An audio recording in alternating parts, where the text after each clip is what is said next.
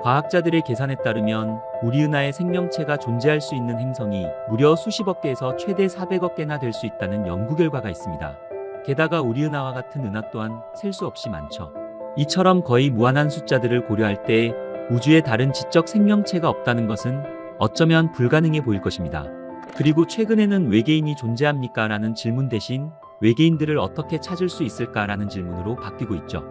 그렇다면 만약 셀 수 없이 많은 외계 문명 중에서 어쩌면 수억 년 또는 수십억 년 동안 존재했을 수도 있을 것입니다. 하지만 우리는 현재의 과학기술로 그들의 문명 수준을 상상하기란 쉽게 생각해내기 어려울 것입니다. 여기서 소련의 천문학자 니콜라이 카르다쇼프 박사가 등장하게 됩니다. 그는 아주 놀라운 이론을 제시했죠. 그의 이론에 따르면 수십억 년, 심지어 수백억 년 된 외계 문명이 있을 수 있다 가정했으며 그런 생각을 바탕으로 기술 발전 수준에 따라 외계 문명들을 분류하기 시작했죠. 하지만 이 작업은 꽤나 까다로운 문제였습니다. 왜냐하면 문명은 시간이 지남에 따라 변하기 때문이었죠. 예를 들어 석기 시대에는 정말 날카로운 돌멩이가 모든 차이를 만들었습니다. 하지만 그 사회가 얼마나 많은 돌도끼를 가지고 있었는지로는 문명의 발전 수준을 측정하기는 어렵다는 것이죠. 왜냐하면 지금 우리는 핵폭탄을 가지고 있으니까 말입니다. 문명은 발전 속도에 따라서 엄청난 양의 에너지가 필요할 것입니다. 더 많은 에너지를 생산하는 문명은 더 발전된 문명으로 분류될 수 있다는 것이죠. 천문학자 카르다쇼프는 문명이 소비하는 에너지량을 정량화했으며 이것을 문명을 분류하는 지표로 사용했죠. 그리고 이 분류 방법은 오늘날 카르다쇼프 척도라 불리게 됩니다. 오늘의 우주의 발견은 카르다쇼프 척도가 말하고 있는 인류의 문명 수준과 외계 문명이 어디까지 발전될 수 있는지에 대해 우리가 생각하는 상상력의 한계에 도전해 보겠습니다. 자, 그럼 저와 함께 외계 문명들 속으로 들어가 보시죠. 1970년대 이후 컴퓨터의 속도와 성능은 매년 2배씩 늘어왔습니다. 그리고 이젠 인공지능 AI라는 엄청난 컴퓨팅 파워와 결합되면서 인류의 기술 발전은 가장 큰 난관들을 해결하고 있죠. 하지만 과학자들은 지금 인류가 정말 중요한 갈림길에 서 있다 말합니다. 만약 우리가 앞으로 100년 안에 어떤 길을 선택하느냐에 따라 우리 후손들의 문명의 미래가 결정될 수 있다는 것입니다. 이 모든 이야기의 시작은 1964년으로 거슬러 올라갑니다. 바로 소련의 과학자이자 천문학자인 니콜라이 카르다쇼프 박사가 문명의 기술 발전과 에너지 소비를 기반으로 문명들을 분류하는 시스템을 개발하면서 시작되었죠. 카르다쇼프 척도라 불리는 이 척도는 자신의 행성 잠재력을 아직 완전히 활용하지 못한 일형 문명부터 은하 전체의 에너지를 활용할 수 있는 사명 문명까지 다양하게 제시했습니다. 에너지와 기술의 상호작용은 문명 발전의 근본적인 원리라고 생각했던 것이죠. 인류가 더 많은 에너지에 접근할수록 새로운 과학기술을 개발할 수 있게 될 것이며 그것은 결국 문명의 발전으로 이어진다는 것입니다. 예를 들어 지금 우리는 인공지능 AI의 출현으로 엄청난 전기를 공급하기 위해 원자력 발전소를 증설하는 것과 같을 것입니다. 그렇다면 과연 우리 인류는 언젠가 온 우주를 개척하고 여러 행성을 넘나드는 종족으로 발전될 수 있을까요? 아니면 그와 반대로 우리 스스로가 만든 기술이 오히려 우리 문명을 망하게 할까요? 그럼 현재 인류가 속해 있는 문명 수준부터 탐구해 보겠습니다. 영영 단계 문명은 행성에 있는 거의 모든 천연 자원을 활용해 에너지를 얻고 로켓에 화학 연료를 채워 우주로 나갑니다. 지금 우리 인류가 딱 이 단계에 있습니다. 영영 문명은 행성에서 발견된 천연 자원을 이용해 에너지를 얻습니다. 어느 정도 발전한 영영 문명은 나무 외에도 석유와 천연가스와 같은 자원들을 사용하며 이 문명의 특징은 추진 기술을 개발하지 못했거나 모든 추진기에 화학연료를 태워 동력을 공급할 것입니다. 영영 문명은 외계 문명의 거대한 도식 속에서 아기 문명이라고 묘사될 수 있겠죠. 칼 세이건의 계산에 따르면 우리가 소비하는 총 에너지량을 기준으로 할 때 고작 0.1점을 올리는 데 필요한 에너지량이 무려 10배 이상 늘어나야 된다 말합니다. 하지만 인류가 현재 누리고 있는 모든 과학적 기술 발전에도 불구하고 인류의 문명 수준은 카르다쇼프 척도의 가장 낮은 수준에 머물러 있죠. 이것은 인류가 아직 우리 행성에서 사용 가능한 모든 에너지를 활용할 수 있는 능력을 갖추지 못했으며 지속 가능한 에너지 인프라 또한 구축하지 못했다는 것을 의미했습니다. 그리고 현재 인류 문명 수준은 0.75단계에 속해 있죠. 미국의 이론 물리학자 미치오 카쿠는 만약 우리가 매년 3%씩 전력 소비를 늘린다면 100년에서 200년 안에 일형 문명에 도달할 것이라고 계산했습니다.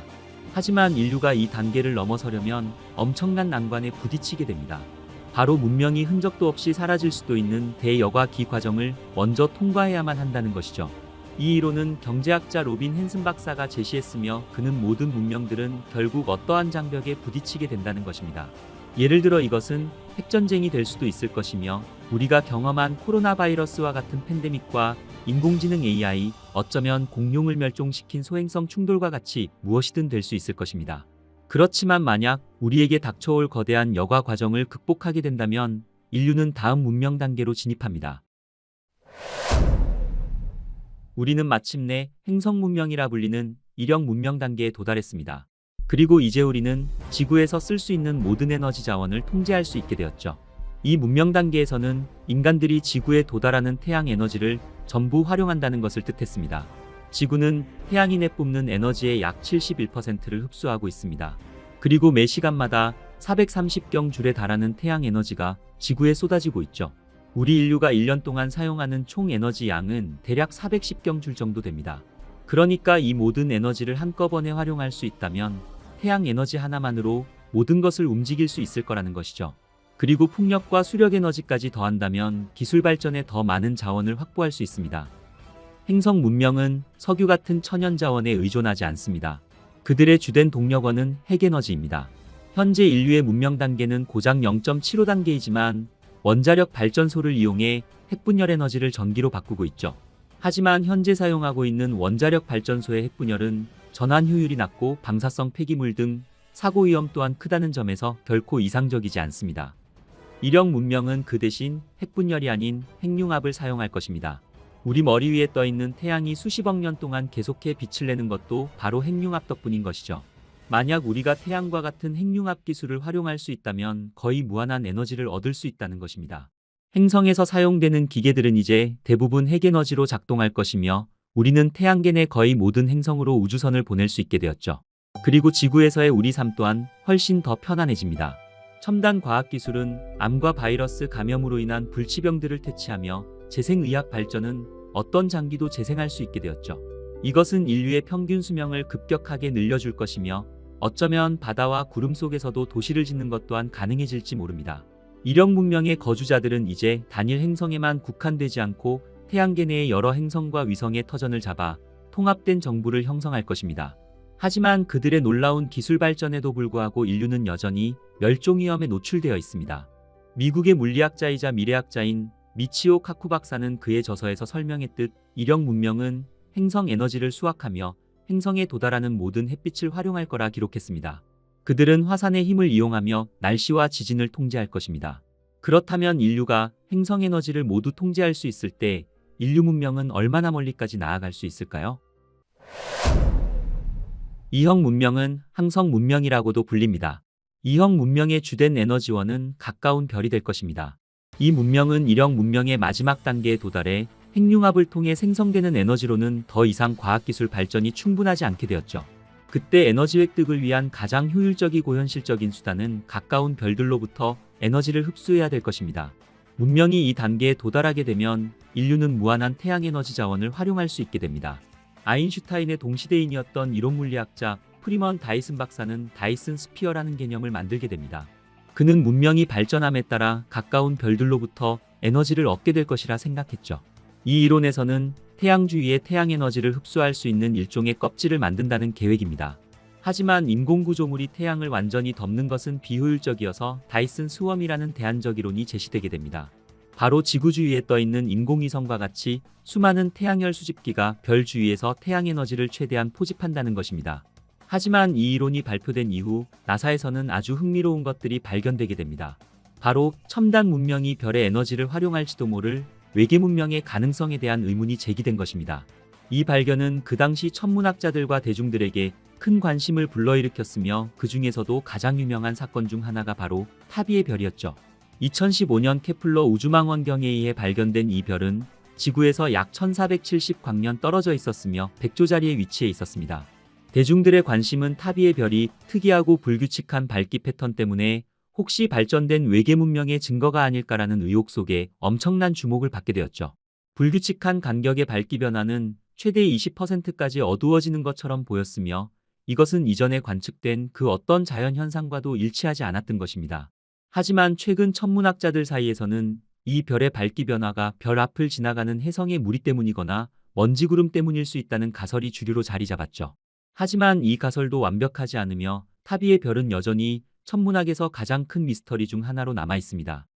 만약 어떤 문명이 별 주변에 다이슨 스피어를 건설할 수 있다면 그들은 아마도 우리가 상상하기 힘든 엄청난 에너지에 접근했을 것입니다. 그들의 문명은 태양 에너지를 조작할 능력을 가지게 될 것이며 더 나아가 인공적인 중력과 블랙홀까지도 만들 수 있을 것입니다. 만약 이형 문명이 태양 에너지를 완벽하게 활용할 수 있게 된다면 전체 항성계를 식민지화할 능력 또한 가지게 되겠죠. 행성과 위성의 서식지를 건설하며 심지어 그들은 행성과 위성의 궤도를 조작해 자신들만의 항성계를 만들지도 모릅니다. 만약 인류가 이 문명에 도달하게 된다면 우리는 이제 에너지 문제로는 더 이상 고통받지 않을 것입니다. 이제 인류는 태양계의 그 어떤 행성으로든 자유롭게 여행하고 돌아올 수 있게 됩니다. 우리의 의학 기술은 생명과학 분야에서도 재생의학이 유전자 수준에 도달했으며 신체의 그 어떤 부분도 재생할 수 있게 될 것입니다. 의학 기술의 발전은 인간의 기대 수명을 훨씬 더 높여주었으며 장기적인 우주 임무는 이제 더 이상 걱정할 필요가 없게 되었죠. 하지만 우리가 살고 있는 태양계는 더 이상 우리에게 넓은 공간이 아니라 오히려 태양계의 한계가 우리들을 가두고 있다고 생각하게 될 것입니다. 결국 인류는 과거에도 그래왔듯 더 먼 곳을 탐사하고 싶은 욕망으로 인류는 또 한 번의 한계에 도전할 것입니다. 사명 문명은 은하 문명이라고도 불립니다. 사명 문명은 이형 문명과 비슷한 방법으로 에너지를 얻으며 그들은 은하 전체에 걸쳐 가까운 별들과 멀리 떨어져 있는 은하 내의 모든 별들에서 에너지를 수집할 것입니다. 그리고 이 문명은 반중력 장치를 처음으로 사용하게 됩니다. 예를 들어 반중력 기술은 태양 근처에 접근해 자유롭게 떠다니며 태양 에너지를 흡수할 수 있습니다.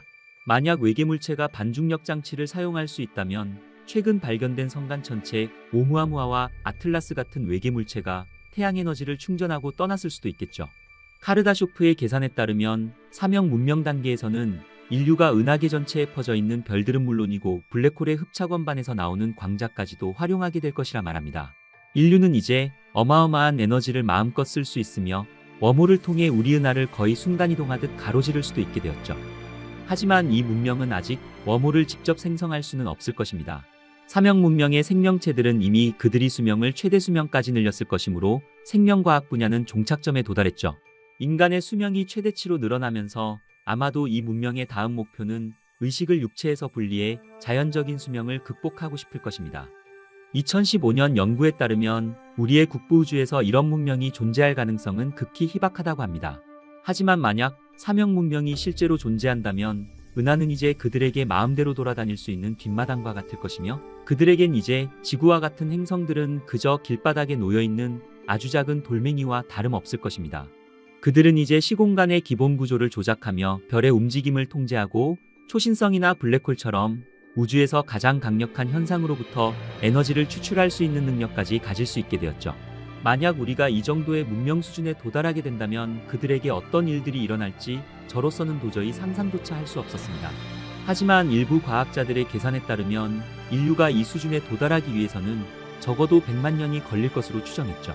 하지만 저는 이런 의문이 들었습니다. 과연 우리 인류가 그때까지 살아남을 수 있을까라는 질문으로 말이죠. 우리는 배우고 느끼고 눈으로 본 것만을 상상할 수 있을 것입니다. 그래서 우리의 과학기술과 지금의 사고 한계는 당연히 그런 것을 볼 수 없고 이루어질 수 없는 거저 허무한 공상과학 속 이야기라 생각할 수 있겠죠. 하지만 여기 두 가지 가능한 설명이 있습니다. 하나는 이 수준에 도달한 문명이 없다는 것이며 또 다른 하나는 이처럼 고도로 발전된 존재들은 자신들의 흔적을 남기지 않을 것이라는 것입니다. 그들은 자신들의 흔적을 감출 수 있으며 그들의 개우리는 그저 돌멩이에 붙어있는 아주 작은 곰벌레와 같다는 것입니다. 다시 말해 우리에게 그들의 흔적을 숨긴다는 것은 아주 쉽다는 것이죠. 여기까지가 니콜라이 카르다쇼프 박사가 소개한 세 가지 문명 수준입니다. 카르다쇼프 박사는 그의 원래 척도에서 단 세 가지 문명 수준만을 소개했죠. 그는 은하 전체의 에너지가 모든 생명체의 필요를 충족시킬 수 있다 믿었습니다. 하지만 몇몇 과학자들은 카르다쇼프 이론을 넘어 사형 단계부터 실형 단계까지의 문명 모델이 있을 수 있다 제안하게 됩니다. 사형 문명은 우주 문명이라고도 불립니다. 사명 문명이 웜홀을 이용해 은하 전체를 이동할 수 있지만 이미 존재하는 웜홀에 의존해야만 했죠. 은하 전체를 자유롭게 이동하려면 문명은 자신만의 웜홀을 생성할 수 있어야 합니다. 하지만 은하에는 인공 웜홀을 유지하기에는 충분한 에너지가 없다는 것입니다.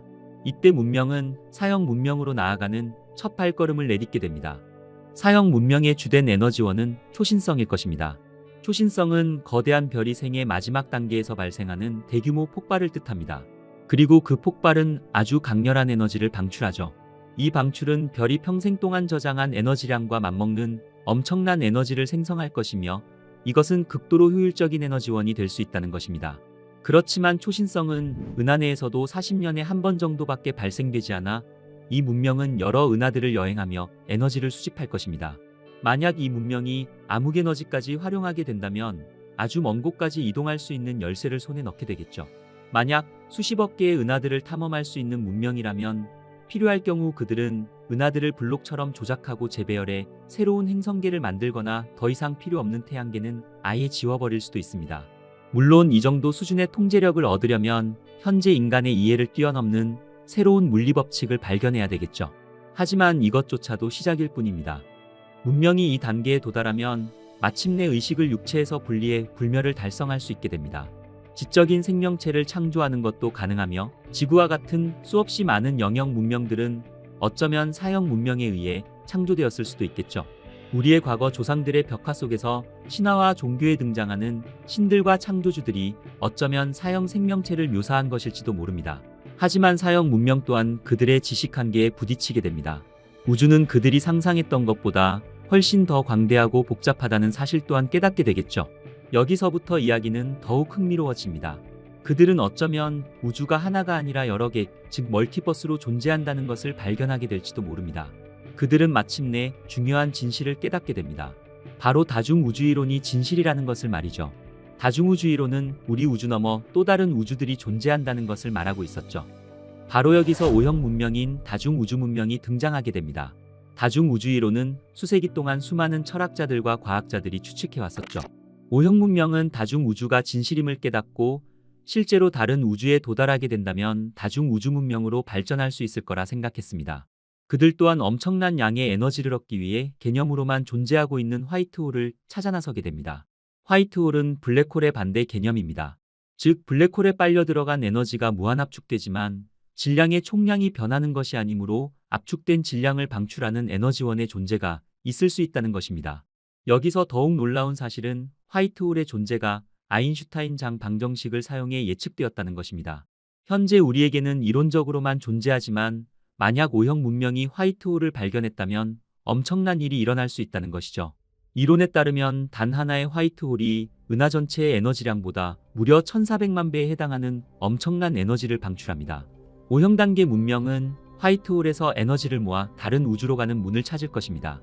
하지만 이들 문명은 곧 새로운 진실에 도달합니다. 바로 그들이 발견한 3차원의 다중우주보다도 더 높은 차원의 존재가 있다는 사실을 말이죠.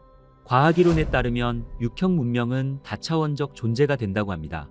만약 우리 인간이 길이와 너비, 높이의 세 가지 차원을 넘어 4차원으로 들어가게 된다면 이제 우리는 물리적인 몸으로 그 영역에서 존재할 수 없다는 것을 깨닫게 된다는 것이죠. 4차원 공간에서는 물리법칙이 지금과는 다르게 작용될 것이며 3차원적 물질과는 양립할 수 없게 됩니다. 만약 인류가 어떤 식으로든 4차원 공간에 진입한다 해도 우리의 신체는 그곳에 들어서는 순간 파괴될 것입니다. 하지만 6형 문명들에게는 그들의 의식을 순수한 에너지 형태로 보존하는 방법을 배워 한 차원에서 다른 차원으로 옮겨 다닐 수 있을 것입니다. 6형 문명들은 이미 육체를 버리고 순수한 의식으로 존재하고 있어 문제가 되지 않을 것이라는 것이죠. 예를 들어 그런 문명은 시간을 자유롭게 여행하며 인과율을 극복하고 진정으로 전지전능해질 수 있겠죠. 그들은 곧 새로운 깨달음에 도달하게 됩니다. 만약 영역 문명들이 우리 같은 문명에 의해 창조되었다면 우리와 우리 세계를 창조한 것은 누구인가라는 의문으로 말입니다. 이 모든 이야기를 듣고 나면 더 이상 진화할 단계가 없다고 생각할 수도 있겠지만 어쩌면 진화의 최정점인 또 다른 계층이 존재할지도 모릅니다. 7형 문명은 창조자 문명이라 불립니다. 하지만 우리는 7형 문명이 어떤 모습일지, 그런 문명이 가설적으로나마 존재할 수 있을지조차도 우리의 상상력을 뛰어넘었죠. 헤아릴 수 없는 광활한 우주에서 우리의 생각 수준과는 완전히 다른 물리법칙이 지배할 수도 있을 것입니다. 만약 우리가 그들에 접근할 수 있다 해도 우리는 결코 그들을 이해할 수 없을 것입니다.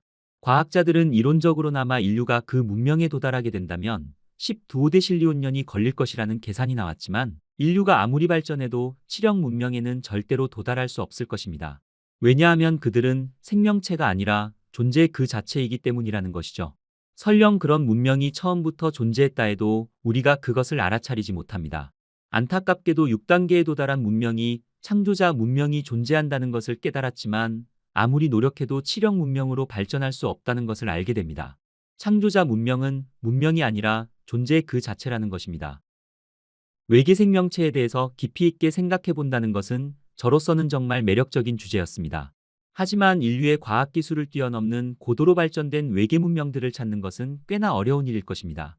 카르다쇼프 박사는 자신이 만든 척도를 통해 좀 더 낮은 수준의 문명들을 찾아보는 것이 더 현실적인 접근 방법이라 제시했죠. 나사에 따르면 우리 은하내에서만 해도 무려 3억 개가 넘는 지구형 행성이 있을 수 있으며 그 중에서도 우리는 겨우 55개 정도밖에 연구하지 못했죠. 최근 제임스 웹과 같은 최첨단 우주망원경들은 단순히 생물학적 징후뿐만 아니라 혹시 모를 외계 문명들의 기술적 징후까지도 찾고 있습니다. 하지만 일부 과학자들은 만약 일형 문명이 존재하고 있다면 이미 우리가 연구한 우주 영역에서도 벌써 그 흔적을 탐지했을 거라 말합니다. 그들이 존재한다면 우리의 눈에 포착되었을 거라는 것이죠. 그리고 이형 문명 또한 우리의 시선에서 완전히 자유로울 순 없을 것입니다. 왜냐하면 이형 단계의 문명이 에너지를 모으기 위해서는 태양을 다이슨 스피어와 같은 구조물로 둘러싸야만 할 테니까 말입니다. 로버트 L. 포워드 박사는 그런 구조물을 만들기 위해서는 토성 질량과 맞먹는 엄청난 에너지가 필요하다 말합니다. 태양을 감싸는 구조물을 만들기 위해서는 어마어마한 건축자재가 필요하다는 것이죠. 이 주장은 2008년 포마라우트 B라 불리는 외계 행성을 발견하며 정점을 찍게 됩니다. 발견될 당시 처음에는 밝고 차가운 빛처럼 보였지만 이 별은 다른 천체들과 다르게 하늘을 가로질러 빠르게 움직이고 있었죠. 하지만 2014년 갑자기 사라져 버렸으며 과학자들은 그 별이 사라진 이유를 고심해야만 했죠. 일부 과학자들은 행성 궤도가 불안정해져 모항성에서 멀어진 것일 수 있다 주장했지만 다른 이들은 포마라우트 B가 은하계의 더 크고 밝은 별로 이동했을 것이라는 것입니다. 하지만 이후 그 천체가 실제로는 행성이 아니라 거대한 얼어붙은 잔해구름이라는 사실이 밝혀지게 됩니다. 그렇지만 이 같은 잔해구름이 형성되기 위해서는 두 개의 얼음 소행성이 격렬한 충돌로 형성되어야 했으며 이 현상 또한 매우 희귀한 현상이었죠. 현재까지 포마라우트 B에 무슨 일이 있었는지는 확실하게 알 수 없지만 일부 사람들은 이형 단계의 문명이 다이슨 스피어와 같은 거대한 구조물을 만드는데 건축자재가 필요했을 가능성 또한 배제할 수 없다 말하고 있죠. 3형 문명의 활동은 우리가 어떻게 추적할 수 있을지에 대해 의문이 생깁니다. 3형 문명은 매우 드물거나 아니면 우리 주변 우주에는 아예 존재하지 않는 것일지도 모르죠. 천문학자들은 WISE 적외선 망원경을 사용해 3형 문명이 방출할 것으로 예상되는 엄청난 양의 적외선 복사를 탐지하려고 노력해왔지만 지금까지도 그런 활동의 징후는 발견되지 않았습니다. 하지만 천문학자들은 희망을 버리지 않고 있습니다. 일부 이론물리학자에 따르면 3형 문명이 거대한 우주 속 빈 공간에 숨어 있을지도 모른다 말합니다. 특히 흥미로운 것은 목동자리인데 이곳은 별과 은하가 거의 없는 공허한 공간이죠. 지름은 약 3억 3천만 광년에 달하며 인류가 관측할 수 있는 우주의 영역에서도 무려 0.27%를 차지하고 있는 곳이죠. 과학자들의 추측에 따르면 우주에 존재하고 있는 이 같은 텅 빈 공간은 고도로 발전한 3형 문명의 다양한 활동 때문일 수 있다는 것입니다. 어쩌면 외계 문명이 은하 전체를 하나씩 가리고 별들을 다이슨 스피어와 같은 구조물로 덮었거나 자신들이 원하는 위치로 옮겼을 수도 있다는 것입니다. 7형 문명은 어쩌면 신이라 부르는 것과 본질적으로 구별할 수 없을 것입니다. 종교적인 의미의 신이 아니라 모든 것의 근원인 의식적이고 창조적인 힘으로서 말입니다. 카르다쇼프 척도의 다른 모든 단계에서 씨앗을 뿌리거나 모든 현실을 관찰하고 있을 수도 있습니다. 사실 우리의 우주 그리고 종으로서의 우리의 여정은 그런 문명의 기나긴 꿈의 일부일 수도 있겠죠. 단세포 생물이 인터넷을 이해하는 것만큼이나 우리가 그들을 탐지하는 것은 불가능할 것입니다. 하지만 카르다쇼프와 같은 아이디어는 우리의 상상력을 확장해 주었으며 우리가 생각하고 있는 의식이 궁극적으로 무엇이 될 수 있는지에 대해 인류에게 또 다른 질문을 던졌을 것입니다. 여러분은 우리 인류가 언젠가 저 넓은 바깥 세상에서 외계 생명체를 찾을 수 있을까요? 그리고 만약 우리가 그들을 찾게 된다면 우리는 무엇을 해야 될까요?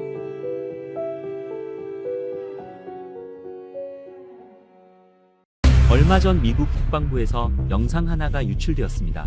그리고 미국 의회에서는 이것을 두고 UFO를 발견했다 말하고 있죠. I'm not jumped to the conclusion that I believe that there are aliens coming from another planet, but I'm open to that. But is there specific evidence or footage or document that you think lends extreme credibility to what we're discussing today? I would say this new video we're seeing today is exceptional evidence. 이 영상을 잠깐만 보시죠. 지금 우리는 바다 위를 이동하는 물체 하나를 보게 될 것입니다. 그러다가 미사일에 맞게 됩니다. 미사일이 그 물체를 관통해 지나갔으며 그 잔해들이랑 같이 하늘 위에 둥둥 떠다닙니다. 자세히 보시면 작은 점들이 번쩍이는 것을 볼 수 있습니다. 아마도 UFO에 대해 믿는 사람들에게 물어본다면 그들은 분명히 이것을 그거였구나 라고 말하겠죠. 하지만 만약 미국 국방부가 이것을 위협이라고 생각했다면 절대 공개되지 않았을 것입니다. 바로 이것이 이 영상의 문제의 핵심입니다. 만약 이것이 사실이라면 이 영상은 유출되어서는 안 된다는 것입니다. 사람들이 이 영상에 대해 이상하다고 말하는 점들을 한번 나열해 보겠습니다. 첫째는 저 물체가 엄청나게 빠르게 움직인다는 것입니다. 그리고 두 번째로는 이상하게도 이 물체가 미사일에 맞고도 폭발하지 않았다는 것이죠. 그저 미사일을 맞고 튕겨져 나와 물체가 산산조각 났지만 폭발하지 않았으며 그 파편들은 오히려 그 물체와 함께 마치 대형을 맞춰 날아가고 있는 듯한 모습을 보였다는 것입니다. 사람들은 이렇게 생각하기 시작했습니다. 만약 이것이 사실이고 정말로 이 물체가 외계에서 온 탐사선이라면 어떨까라는 생각으로 말이죠. 하지만 어쩌면 그 확률이 그리 터무니없는 것이 아닐 수도 있습니다. 최근 미국 의회에서는 우리는 비인간 지성체의 존재를 이미 오래전부터 알고 있었다 말합니다. 말 그대로 이것은 이미 여기에 와 있었다는 것을 뜻했죠. 그리고 미군은 수십 년 동안 이 사실을 은폐해왔다는 것입니다.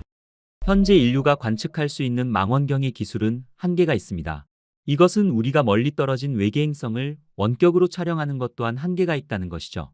만약 인류가 태양을 거대한 망원경으로 활용하더라도 멀리 있는 외계 행성의 생명체를 촬영하기에는 충분하지 않다는 것입니다. 물론 우주에서 지구를 촬영할 수 있는 방법은 있습니다. 기후 관측과 국가 안보부터 야생동물 모니터링까지 우주에서 지구에 살고 있는 사람들을 관찰할 수 있는 능력은 지금도 분명히 존재합니다. 하지만 이런 망원경들의 유일한 차이점은 우주 기준으로 볼 때 그 행성과 엄청나게 가까워야 한다는 것이죠. 만약 우리가 외계 생명체를 촬영하고 싶다면 멀리 떨어져 있는 외계 행성까지 날아가 탐사선을 배치해야 할 것입니다. 그리고 우리 인류는 실제로 브레이크스루 스타샷과 같은 프로젝트로 프록시마 센타우리의 행성들을 촬영하는 것을 목표로 하고 있죠. 그렇다면 우리는 이런 의문을 품게 됩니다. 언젠가 우리가 이런 일을 하려고 꿈꾼다면 어쩌면 고도로 발전된 외계 문명 또한 이미 우리에게 이런 일을 하고 있을지도 모른다는 생각으로 말이죠. 그렇다면 만약 외계인들이 이미 우리의 모습을 지켜보고 있으며 우리의 행동을 조용히 모니터링하고 있다면 어떨까요? 이 아이디어는 1960년 로널드 브레이스웰이 처음 제안했으며 그는 무선 신호를 듣는 대신 실제로 외계인을 탐지할 수 있는 대안적인 경로로 이것을 본 것이죠.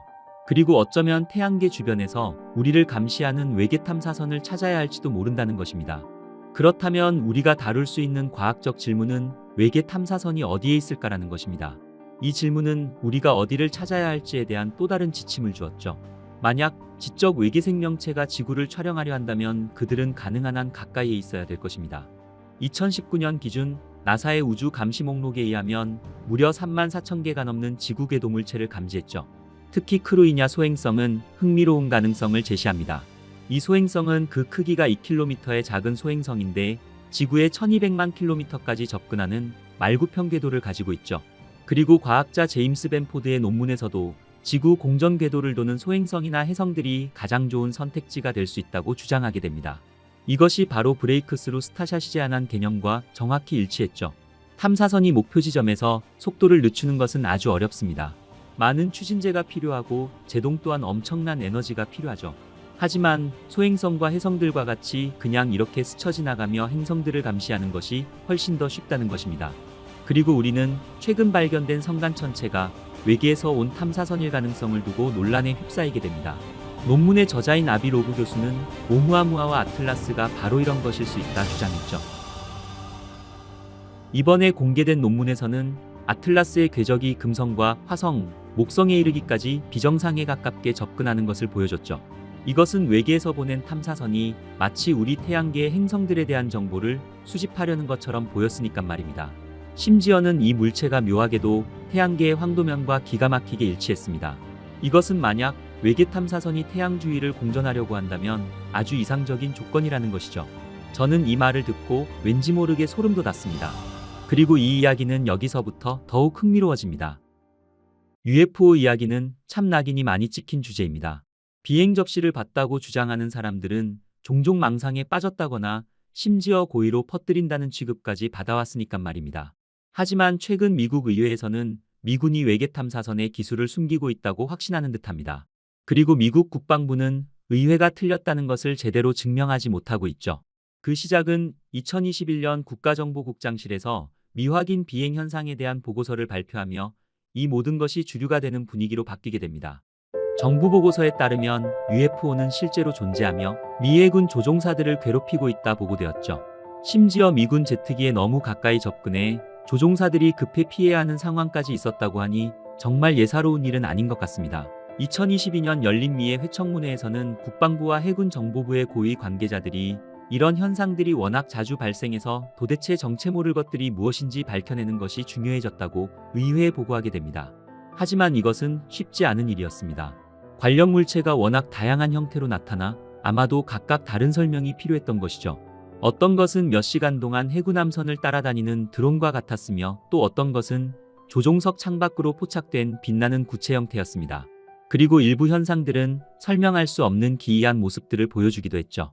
예를 들면 음속을 돌파하는 엄청난 속도를 내면서도 손익붐을 일으키지 않았으며 심지어는 전투기조차도 따라올 수 없는 급가속과 급회전을 하거나 추진장치가 전혀 보이지 않는데도 강풍 속에서 꼼짝 않고 떠 있었다고 하죠. 의회와 해군을 더욱 긴장하게 만든 것은 바로 미국보다 기술적으로 우위에 있는 지적 존재의 움직임을 암시하는 것이었습니다.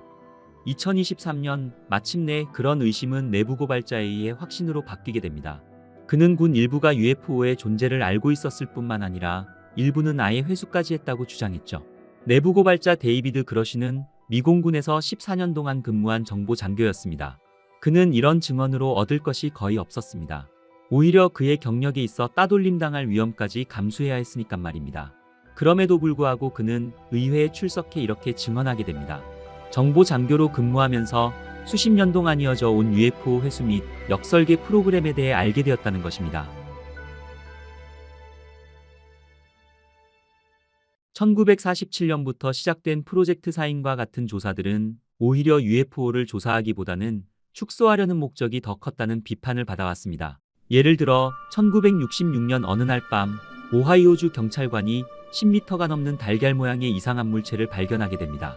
그 물체는 수백 미터 상공을 날아다니며 빗줄기가 뿜어져 나와 주변을 환하게 비출 정도로 밝게 빛나고 있었죠. 경찰들은 그 물체를 쫓아가기로 마음먹었습니다. 하지만 경찰들이 가까이 다가가려 하면 휙 하고 달아났다가도 마치 우리를 기다려주는 것 같았다고 말했죠. 경찰관들은 이 물체가 자신들을 놀리는 것처럼 느껴졌지만 무려 2개줄을 가로질러 쫓아가게 됩니다. 하지만 동이 틀 무렵 그 물체는 그대로 하늘 위로 솟구쳐 사라져 버렸다는 것이죠. 미군의 공식 보고서는 경찰관들이 금성을 보고 착각했다 보고하게 됩니다. 하지만 이 설명은 프로젝트 수석 과학자였던 앨런 하이넥 박사에게 의견조차 묻지 않았으며 게다가 그 당시 금성의 위치는 경찰관들 머리 위가 아니라 수평선 쪽에 있었다는 것입니다. 그리고 목격된 시간 또한 앞뒤가 전혀 맞지 않았다는 겁니다. 한마디로 미군이 터무니없는 설명을 내놓았다는 것이죠. 이런 의혹을 더욱 부채질했던 것은 2023년과 2024년 사이에 벌어진 실제 사건들이었습니다. 2023년 2월 미국 전역을 날아다니다 격추된 중국의 풍선 이야기를 들어보셨을 것입니다. 60m짜리 거대한 풍선이 격추되어 하루 만에 잔해들을 수거해 공개하였지만 그 후 레이더에 포착되어 격추된 나머지 3개의 물체에 대해서는 아무런 정보도 공개되지 않았다는 것입니다. 그리고 이런 일들은 전 세계에서도 발생했습니다. 자동차 크기만한 드론들이 전 세계적으로 나타났으며 민감한 군사기지를 맴돌면서도 잡히지도 않고 사라졌다는 것입니다. 미국 의회는 이렇게 계속되는 미군의 은폐에 더 이상 침묵하는 것을 참지 않았습니다. 그러시의 증언 직후 미국 의회는 국방부의 UFO와 관련된 모든 파일, 특히 회수된 미확인 물체와 관련된 모든 정보를 넘기도록 명령하는 법안을 통과시키게 됩니다. 사실 이 법안 자체가 통과되었다는 것이 이미 놀라운 일입니다. 하지만 이 법안을 막으려는 시도가 있었다는 것과 미국 방부가 현재까지 파일들을 넘기는 과정에 있다고는 하지만 아직 전체 보고서는 공개되지 않고 있죠. 2024년 가장 최근에 열린 UFO 청문회에서는 국회의원들이 이 청문회를 여는데 반대에 부딪혔다고 주장했죠. 국방부에서 위성 영상 같은 자료들을 제출하기를 거부했다는 것입니다. 또 다른 사례는 부드럽게 빛나는 주황색 구체가 미함선에 접근했는데 이를 본 사람들은 시간 지각이 바뀌는 경험을 했다고 합니다. 구체가 사라지자 승무원들은 트랜스 상태에서 벗어났고 그 후 엄청난 불쾌감을 느꼈다고 했죠. 그리고 200m에서 400m 폭의 원반형 미확인 물체가 두꺼운 구름 위를 스치듯이 지나가는 모습이 적외선 위성 영상에 포착된 기록도 있었습니다. 마치 자신들이 탐지된 걸 눈치챘다는 듯 축구장만한 거대한 물체가 다시 구름 속으로 사라져버렸다는 것입니다. 그리고 최근 적외선으로 촬영된 UFO에 관련된 영상을 공개했는데 이것이 이매큘레이트 컨스텔레이션의 사례 중 하나와 놀랍도록 비슷하다는 것입니다. 이 영상을 한번 보시죠. 여기서 이 물체는 화면 위에서 아래로 움직이다가 오른쪽으로 방향을 바꾸는 모습이 나옵니다. 구름의 크기로 볼 때 분명히 거대한 원반 형태입니다. 하지만 90도로 방향을 바꾸는 모습은 풍선이나 바람에 날리는 물체가 아니라는 것을 보여줬죠. 만약 이 영상이 진짜라면 미의회의 주장과 완벽하게 일치하는 것입니다. 여기까지가 우리가 알 수 있는 미의회 기록의 모든 내용들입니다. 우리는 우리가 설명할 수 없는 물체들이 지구 밖 우주 공간과 우리 하늘 위에 떠다니고 있다는 것을 알고 있습니다. 하지만 이것이 UFO라고 단정 지을 수는 없지만 평범하지 않은 비행체들과 정체를 알 수 없는 것들이 우리 머리 위에 있다는 것 또한 사실일 것입니다. 우리는 무엇인가 나타나고 있다는 것을 알고 있지만 우리가 확인할 수 있는 증거들은 우리의 기술 수준에 비해 해상도가 너무 낮습니다. 그리고 설령 그런 영상이 있다 해도 우리가 정말 그것을 믿을 수 있을까요? 많은 분들이 페르미 역설에 대해 알고 계실 겁니다. 페르미 역설은 우주에 수많은 별들이 존재함에도 불구하고 지능을 가진 외계 생명체의 증거를 찾지 못해 당혹스러운 관찰을 의미하고 있죠. 거주 가능한 골디락스 존에 위치한 행성들은 우리가 살고 있는 지구와 매우 유사할 수 있으며 심지어는 슈퍼지구일 수도 있습니다. 따라서 우리 은하 내에서도 지능적인 외계 생명체로 가득 차 있어야 하며 우리가 지금까지 무언가를 보거나 들었어야 했죠. 수년 동안 많은 학자들에 의해 페르미의 역설에 대한 다양한 해결책이 제안되었으며 제안된 이론 중 일부는 논리적으로 들리지만 다른 것들은 다소 무서울 정도로 오싹하게 느껴졌습니다. 그 주장 중 하나는 존재할 수 있는 외계 문명들이 너무 멀리 떨어져 있어 접촉할 수 없다는 것입니다. 우리가 재밌게 보는 SF 영화에서는 우주에서도 즉각적인 통신이 가능하게 나오지만 사실 우주라는 엄청나게 큰 거리에서의 통신은 이렇게 이루어지지 않습니다. 빛의 파동과 라디오파 그리고 모든 전자기파들은 진공 상태에서 빛의 속도인 약 30만 킬로미터라는 엄청난 속도로 이동하지만 우주라는 공간에서는 충분히 빠르지 않습니다. 광년은 빛이 지구에서 1년 동안 이동하는 거리로 약 90조 킬로미터에 해당합니다. 지구에서 가장 가까운 외계 행성인 프록시마 센타우리까지만 해도 만약 우리가 메시지를 보낸다면 메시지가 도착하는 데에만 4.2년이 걸립니다. 그리고 우리의 이웃 은하인 안드로메다 은하는 250만 광년 떨어져 있어 그곳에서 어떤 메시지를 받기까지 250만 년이 걸린다는 것이죠. 아마도 안드로메다로 메시지를 보낸 문명은 오래전에 사라졌을 것입니다. 인류가 외계 신호를 발견하려 노력하는 동안 우리 자신의 무선 신호 또한 수없이 보내왔으며 우리는 그동안 너무 시끄럽게 행동해왔습니다. 하지만 우리는 이제 막 100년 정도 무선 신호를 방송하고 있으며 이것은 우리가 우주로 보낸 신호가 아직 100광년 이상 이동하지 않았다는 것을 의미하는 것이죠. 우리 은하의 지름이 15만 광년이 넘는 것을 생각하면 우리가 아직 아무런 신호를 듣지 못한 이유를 쉽게 이해할 수 있을 것입니다. 그렇지만 외계 문명이 우리보다 훨씬 이전에 무선 신호를 보냈다면 이야기는 달라질 수 있습니다. 과학자들은 우리 은하의 별 분포도와 생명체 존재 가능성에 대한 연구를 진행했습니다. 그리고 이 연구에서는 우리 은하의 단 1%만이 서로 다른 행성들로부터의 무선 신호에 의해 이미 커버되었을 가능성이 있으며 외계 문명이 보낸 신호를 들을 수 있는 기회를 얻기 위해서는 약 1500년을 더 기다려야 할 것이라고 결론지었죠.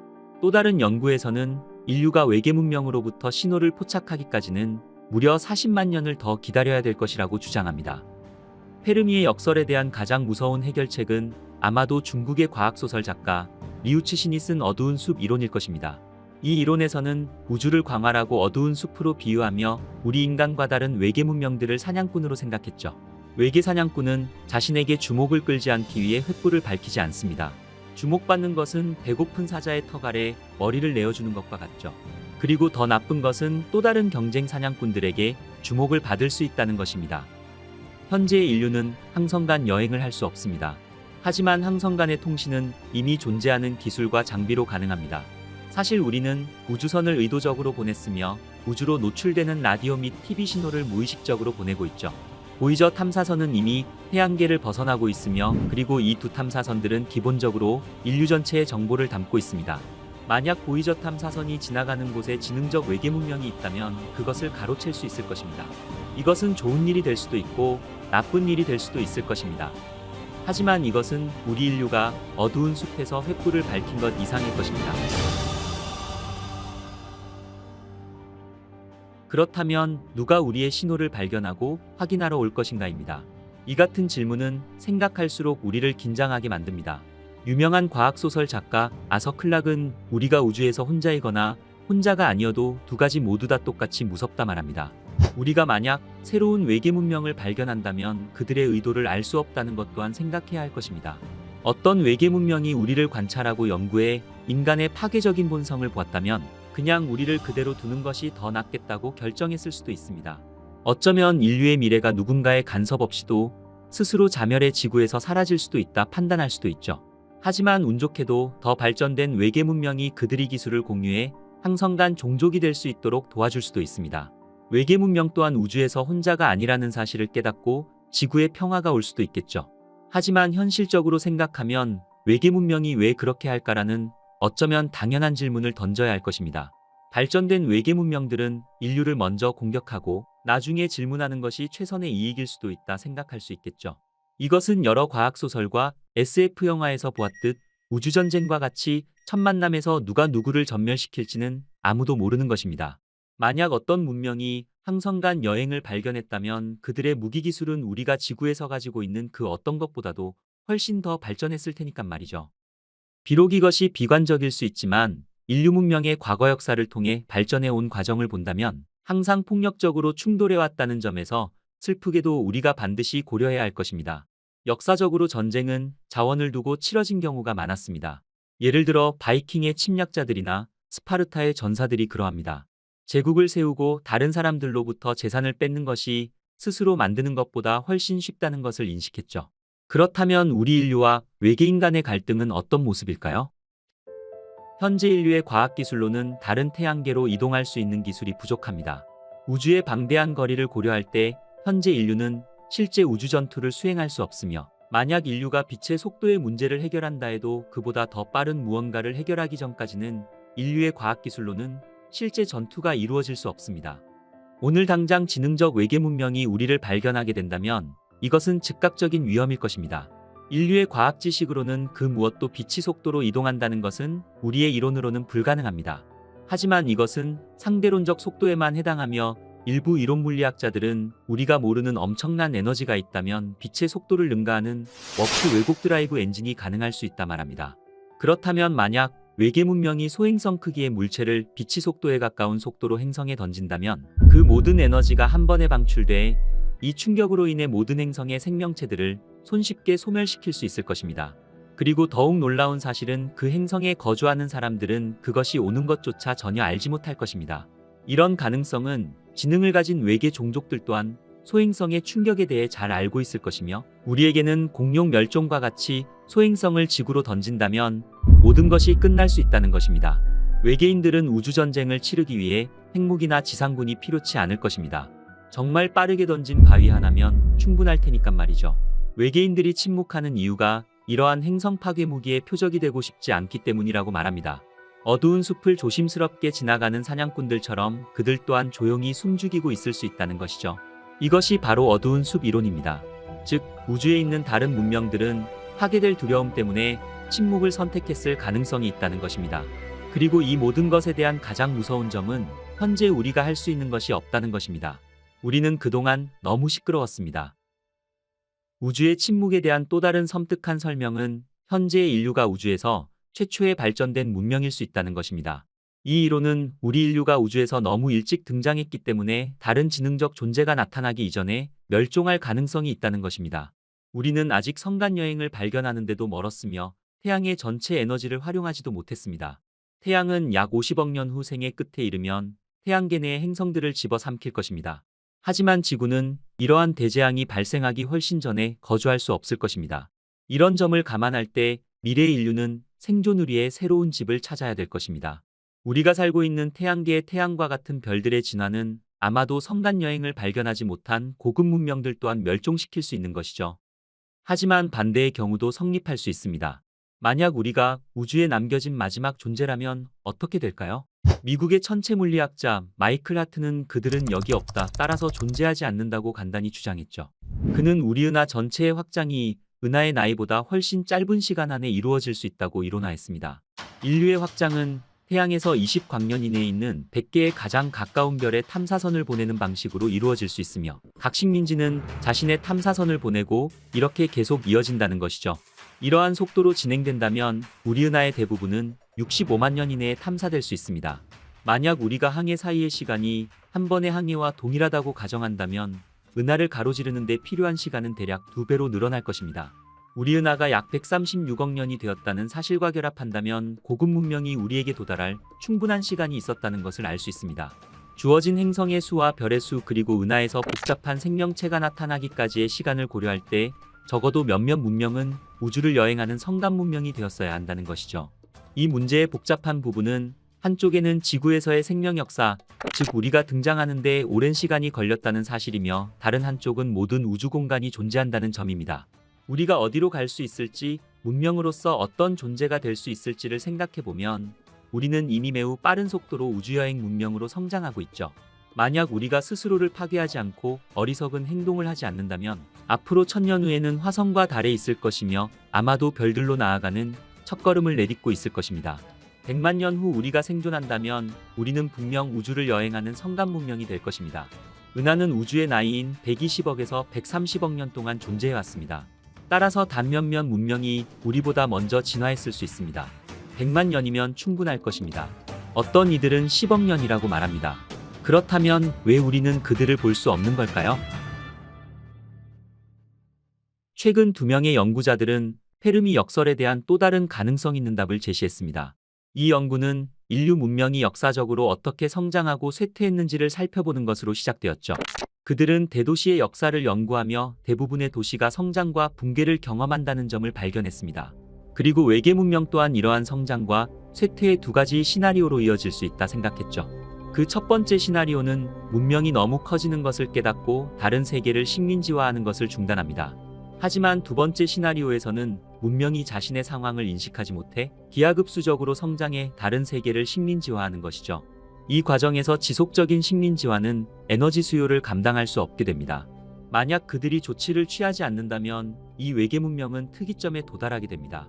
즉, 회복할 수 없는 지점에 이르게 되어 문명이 완전히 붕괴해 구할 수 없게 된다는 것이죠. 이 연구에서 가장 흥미로운 점은 만약 우리가 다른 별들과의 막대한 거리 때문이 아니라면 우리는 붕괴 직전에 있는 외계 문명을 발견할 수 있다는 것입니다. 이같이 발전한 외계 문명에서 방출하는 막대한 양의 에너지로 인해 외계 행성이 쉽게 식별될 수 있다는 것이죠. 그리고 또 다른 이론은 단순한 무관심입니다. 외계 생명체는 우리보다 훨씬 더 발전해 있을 수 있으며 우리는 그들에게 개미처럼 무관심하게 여겨질 수 있습니다. 이것은 외계 문명과 우리의 간극이 너무 크다는 것입니다. 소통은 솔직히 말해 무의미하다는 것이죠. 1933년 우주탐사 개척자 콘스탄틴 치올코프스키는 외계 존재들이 아마도 우리가 상상하는 것보다 훨씬 더 발전했기 때문에 그들이 우리와 소통하는 데 관심을 갖는 것은 우리가 지구의 동물과 소통하는 것과 같을 것이라고 썼습니다. 40년 후 라디오 천문학자 존 볼 또한 비슷한 결론에 도달했으며 외계인들이 우리를 일종의 동물원으로 볼 수 있다고 말하였죠. 그리고 이 이론을 동물원 가설이라 부르며 다른 지능적 생명체들이 자신을 드러내지 않고 우리를 관찰하고 있다 생각하게 되었죠. 어쩌면 이것이 최근 전 세계에서 UFO를 목격했다는 사람이 증가한 이유일 수도 있을 것입니다. 만약 이것이 사실이라면 우리는 조심해야 할 필요가 있을 것입니다.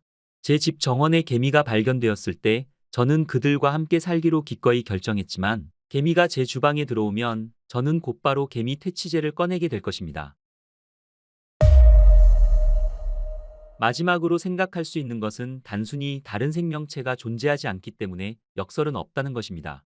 우리가 이전에 언급한 모든 시나리오는 우리가 접촉할 수 없는 수백만 개의 문명이 실제로 존재한다는 가정하에 이루어졌습니다.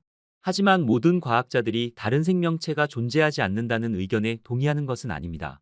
예를 들어 드레이크 방정식에서의 생명의 출현 가능성이 과대평가되었다는 것이죠. 1961년에 발표된 드레이크 방정식은 발표될 당시 우주에 대한 정보가 부족했다는 것입니다. 과학자들은 드레이크 방정식에서 몇 가지 수정을 가한 후 우리가 관측 가능한 우주에서 지능을 가진 외계 생명체의 존재 가능성이 상당히 낮다 결론짓게 되었죠. 그 결과는 실제로 우리가 우리 은하에서 혼자일 확률이 53%에서 99.6%로 높아졌으며 인류가 관측 가능한 전체 우주에서는 39%에서 85%로 제시하게 됩니다. 이것은 우리가 우주에서 아무것도 보거나 듣지 못한 또 다른 가능성으로 이어집니다. 어쩌면 정말 그곳에 아무도 없을지도 모릅니다. 관측 결과 400억 개의 지구 크기의 행성이 거주 가능한 지역에 존재한다는 사실을 감안할 때 이것은 믿기 어려운 이야기였죠. 그렇지만 다시 생각해 본다면 골디락스 존에 있는 행성들이 우주에 가득 차 있을지라도 생명이 진화할 만큼 오랫동안 그렇게 유지될 것이라는 보장 또한 없다는 것입니다. 호주 국립대학교 연구팀에 따르면 지구와 같은 행성이 처음 형성될 때 매우 불안정했다는 것입니다. 만약 어떤 종류의 외계 생명체가 지구와 같은 행성에서 번성하기를 원한다면 모든 것이 움직이기 시작할 수 있는 몇 억 년이라는 매우 제한된 시간에 이루어져야만 됩니다. 우리가 살고 있는 지구라는 행성에서 행성이 그동안 겪은 일들을 생각해 본다면 용암 덩어리의 행성에서 소행성에 맞고 얼어붙었으며 다시 돌아오는 험난한 과정을 거쳐왔죠. 이것은 행성이 골디락스 존에 위치해 있다 하더라도 생명이 성공할 가능성이 극히 낮다는 것입니다. 그렇지만 이것이 생명체가 우주에서 희귀하다거나 시작하기 어렵다는 것이 아니라 거주 가능한 환경이 처음 10억 년 동안 안정적이지 않았다는 것입니다. 그리고 천문학자들의 흥미로운 관측 결과는 우리 은하 내에서만 60억 개의 지구와 유사한 행성이 존재할 수 있다고 추정한다는 것입니다.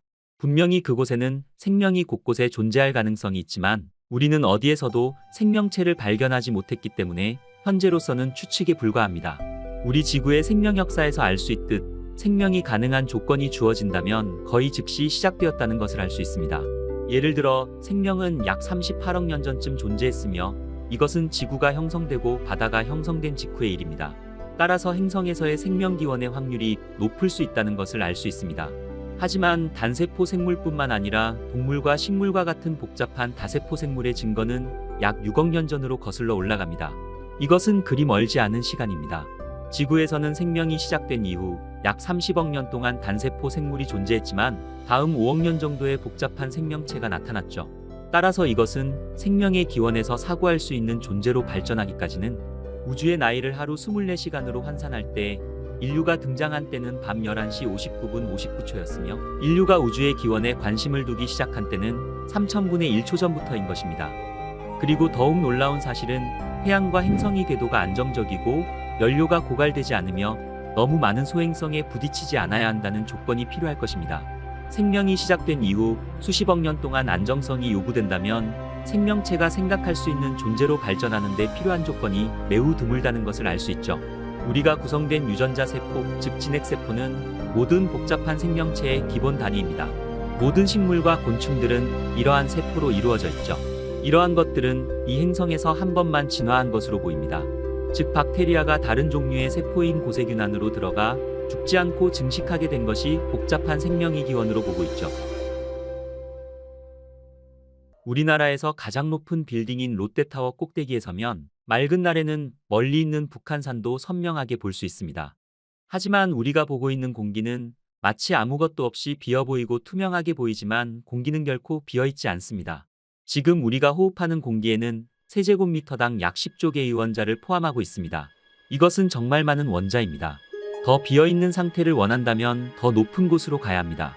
지구를 조금 벗어난 대기권 바로 위 우주에도 세제곱미터당 1조 개의 원자가 존재하며 지구에서 달까지의 약 3분의 1 지점에서는 약 700만 개의 원자가 존재합니다. 훨씬 더 낮은 밀도를 원한다면 태양계를 완전히 떠나야 합니다. 항성 사이의 공간인 간섭 영역은 세제곱미터당 1000개의 원자를 포함하고 있으며 더 나아가 은하 사이의 공간으로 가면 그 수는 세제곱미터당 단 10개로 줄어듭니다. 이것은 말도 안 되는 공허의 공간인 것이죠. 은하 사이의 공간은 방대하고 희박합니다. 하지만 그 공간은 종종 더 큰 것의 일부로 은하 필라멘트에서 조각난 은하의 사슬을 따라 위치해 있습니다. 이 필라멘트는 수억 광년까지 뻗어 있는 은하들이 길게 이어진 필라멘트 구조로 은하단과 초은하단이 집중된 지역으로 그룹화되어 있죠. 그리고 넓은 규모로 보면 이 모든 것들은 서로 연결되어 있습니다. 그렇다면 은하들 사이의 간격과 필라멘트 사이의 공간은 어떨까요? 이 공간들은 우주에서 가장 외진 곳이며 은하들이 거의 없는 빈 공간인 보이드라 불리며 천문학에서는 이것을 거시공동이라 표기하고 있죠. 우리는 종종 다른 은하와 그곳에 존재하는 것에 매료되어 공허의 중요성을 간과하곤 합니다. 공허의 공간은 우주의 구성 요소이며 은하 구조 형성부터 우주 팽창에 이르기까지 우리에게 많은 것을 가르쳐 주었습니다. 18세기 후반 천문학의 새로운 시대가 시작되었습니다. 망원경의 발명으로 천문학자들은 이전에는 경험해 본 적 없는 정밀도로 우주를 지도화하기 시작했죠. 하지만 그 당시 천문학자들은 우리 은하의 확장을 지도화할 수는 있었지만 우리가 볼 수 있는 시야 너머에 펼쳐진 광대한 우주 구조는 상상할 수 없었습니다. 20세기 현대의 망원경과 관측 기술의 발전은 우주를 이전과는 전혀 다른 방식으로 우리들의 관측 스펙트럼을 열어주었습니다. 천문학자들은 우리 은하가 상상할 수 없을 만큼 방대한 우주에 흩어져 있는 수십억 개의 은하들 중 하나에 불과하다는 사실을 깨닫게 됩니다. 그들은 곧 은하들의 분포도를 그리며 이상한 점을 발견하기 시작했죠. 그리고 과학자들은 우주의 일부 지역에서는 우리가 예상했던 것보다 훨씬 적은 수의 은하가 있다는 것을 발견하게 됩니다. 하지만 이러한 지역의 발견은 처음에는 관측의 이상 현상으로 간주되었으나 이후 추가 관측을 통해 우주의 공허 공간인 보이드라 불리게 된 것입니다. 우주의 공허라는 개념은 20세기 후반에서야 힘을 얻기 시작했으며 1970년대와 1980년대에 적색 편의 연구가 이루어지며 우주의 거대 규모가 밝혀지게 되었죠. 이 관측 결과는 우리의 고정관념을 완전히 뒤바꿔 놓았으며 은하들은 무작위로 분산되어 있는 것이 아니라 오히려 그들 사이에는 광대한 공허와 함께 우주적 네트워크를 형성하는 것처럼 보였죠. 그리고 이 공허의 공간들은 21세기 초 더 강력한 망원경의 발명으로 인해 공허에 대한 우리의 이해가 확장되게 됩니다. 이후 SDSS 프로젝트와 두 개의 적색 편의 연구는 우주의 3차원 지도를 생성하며 우리가 볼 수 없었던 우주 속 공허의 공간에 대한 전체적인 모습을 우리에게 보여주었습니다. 우주의 공허는 우주가 시작되는 순간부터 존재했습니다. 초기 우주의 모든 물질들은 거의 완벽하게 균일하게 보였지만 미세한 차이는 존재하고 있었습니다. 그리고 이러한 미세한 차이는 우주적 구조 형성에 중추적인 역할을 하게 됩니다. 그리고 이러한 차이들은 시간이 지남에 따라 커져만 갔죠. 중력은 비록 그 힘이 약하더라도 인내심만큼은 강했습니다. 그리고 끈질기고 지속적이었죠.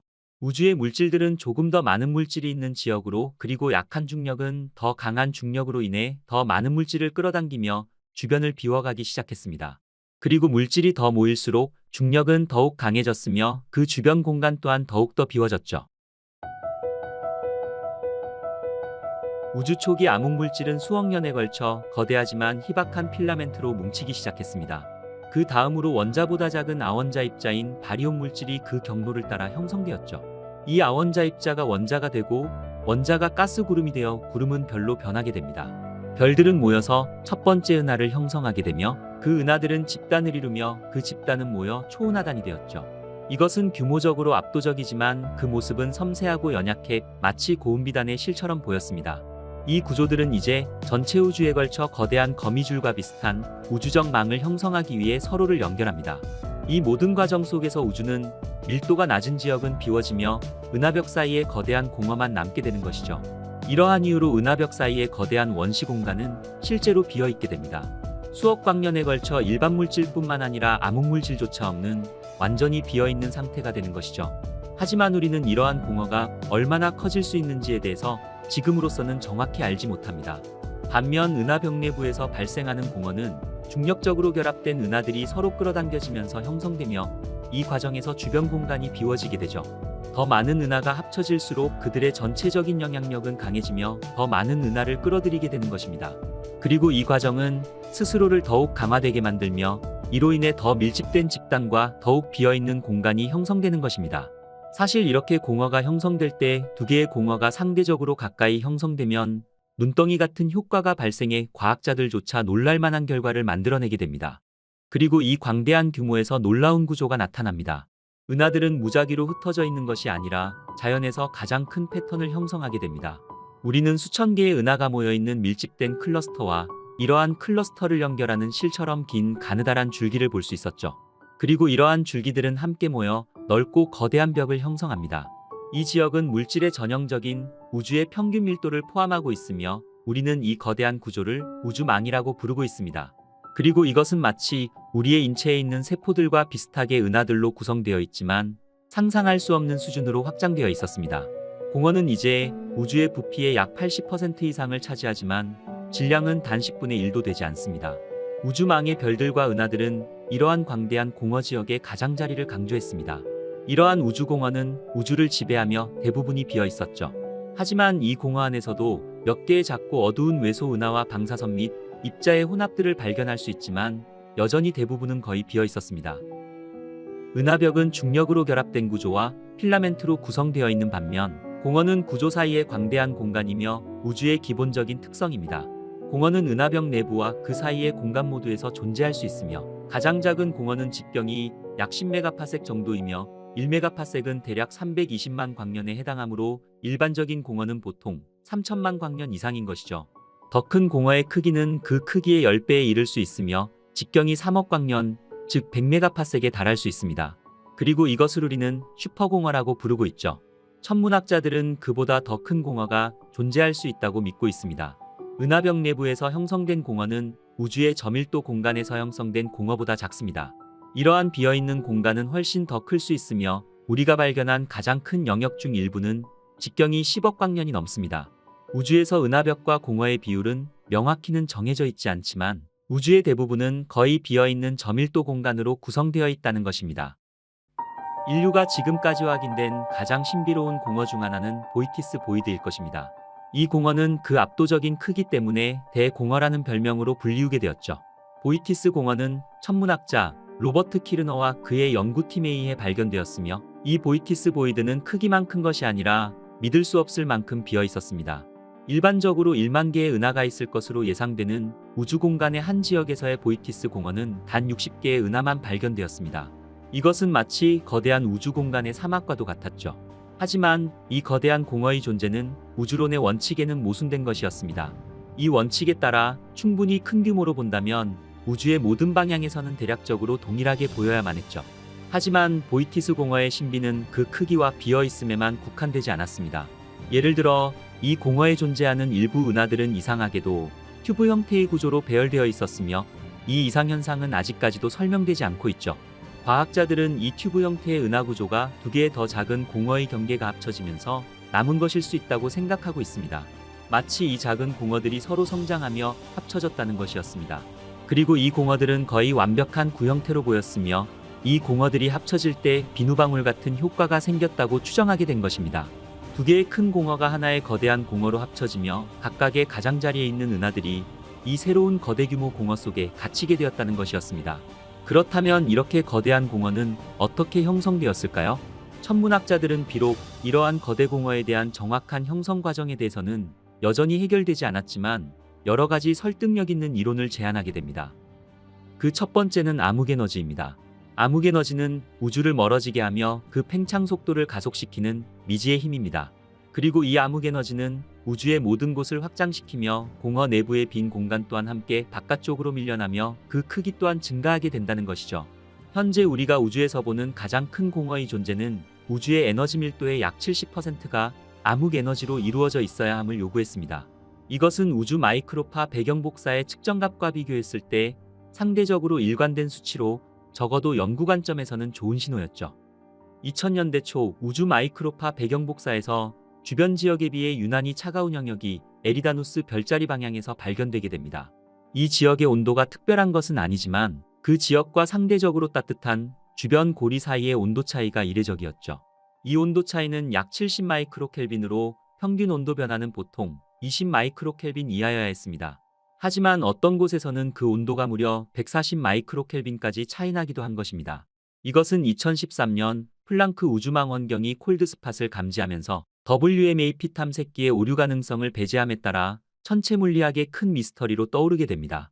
그리고 이 현상은 실제로 어딘가에 존재하는 것이지만 그 정체는 무엇인지 몰랐습니다. 한 그룹의 과학자들은 이 현상이 슈퍼공허가 그 원인일 수 있다고 제안하게 됩니다. 만약 이 가설적인 에리다누스 슈퍼공허가 존재한다면 그 직경은 최소 5억 광년에서 최대의 10억 광년에 이를 것으로 추정되었습니다. 이것은 현재까지 가장 큰 보오테스 공허보다도 훨씬 큰 규모였죠. 현재 콜드스팟은 여러 연구들을 통해 슈퍼공허의 가설과 관련한 상충된 결과를 내놓았지만 아직까지 그에 대한 확실한 증거는 없습니다. 따라서 현재로서는 콜드스팟의 슈퍼공허는 또 다른 미스터리로 남게 되었죠. 그리고 또 하나의 이론은 우주의 가장 신비로운 객체 중 하나인 블랙홀에 대한 것입니다. 구체적으로 말하자면 우리는 원시 블랙홀에 대해 이야기할 것입니다. 우리가 아는 블랙홀은 대규모 별의 붕괴 결과로 형성되는 반면 원시 블랙홀은 빅뱅 직후에 형성되었을 것으로 생각되고 있습니다. 이들은 초기 우주에서의 극심한 밀도 변동에 의해 생성되었을 수 있습니다. 그렇다면 이러한 고대 블랙홀이 거대 공허와는 어떤 관련이 있을까요? 한 가지 주장은 이러한 공허가 원시 블랙홀로 가득 차 있을 수 있다는 것입니다. 이 아이디어에 따르면 거대 공허는 이러한 지역에 숨어있는 수많은 원시 블랙홀의 결과일 수 있습니다. 이 블랙홀들은 방사선을 방출하지 않기 때문에 직접적으로 감지하기는 어렵지만 그 존재들은 중력적 영향을 미쳐 주변을 효과적으로 정리하며 우리가 우주에서 관찰하는 거대한 공허가 만들어지는 데 기여한다는 것입니다. 이제 이론과 가설을 넘어 우리에게 의미 있는 실제 사례에 대해서 이야기해 보겠습니다. 하지만 이야기에 앞서 우리는 공허라는 용어에 대해서 유연성을 가져주셔야 합니다. 우리가 일반적으로 생각하는 공허라는 의미는 보이티스 공허처럼 거대하고 사실상 비어있는 지역이나 은하벽 사이에 완전하게 텅 빈 공간을 떠올리기 마련입니다. 하지만 우리가 말하고 있는 공허는 적은 수의 은하와 은하 집단, 심지어 슈퍼클러스터를 포함하는 저밀도의 우주공허를 말하고 있습니다. 실제로 우주에서 알려진 가장 큰 공허는 이러한 은하 구조를 포함하고 있으며 천문학자들은 우리가 살고 있는 우리 은하 또한 KBC 공허 속에 포함되어 있다고 말하고 있죠. 우리 은하를 포함하고 있는 KBC 공허는 관측 가능한 우주에서 알려진 가장 큰 공허입니다. 이 공허의 크기는 약 20억 광년에 달하며 구형의 공간 속에는 예상보다 낮은 밀도의 은하들이 분포되어 있죠. 그리고 더욱 흥미로운 사실은 우리 은하가 상대적으로 공허의 중심에 가까이에 위치하고 있다는 것입니다. 그리고 우리 은하가 KBC 공허에 살고 있다는 것은 페르미의 역설에 대한 독특한 관점을 제공하였습니다. 페르미의 역설은 우주의 광대함과 외계 문명의 존재 가능성이 높음에도 불구하고 우리는 왜 그들의 존재에 대한 결정적인 증거를 찾지 못했는지에 대한 질문이었습니다. 하지만 우리는 여기서 세 가지 주요 요점을 찾을 수 있었죠. 그 첫 번째는 고립입니다. KBC 공허는 은하수가 상대적으로 훨씬 적고 별들 또한 적은 광대한 우주의 저밀도 지역입니다. 이 상대적으로 고립된 공간은 지능을 가진 문명이 이러한 우주적 공허에서 발견될 가능성이 상대적으로 낮다는 것을 의미하는 것이었죠.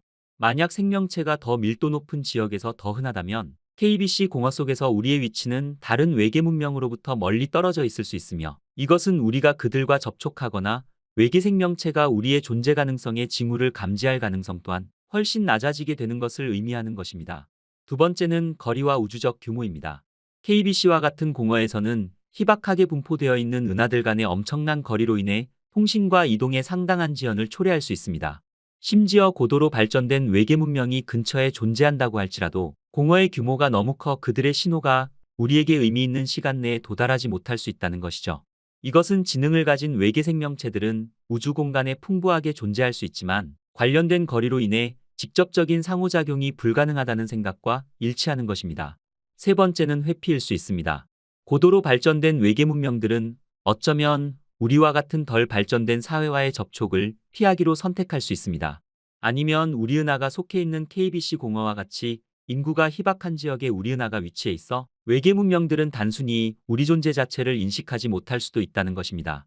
이것은 지능을 가지고 있는 외계 문명이 상대적으로 자원이 더 풍부한 밀집된 지역에서 우리보다 더 발전했을 가능성이 높을 수도 있다는 것이죠.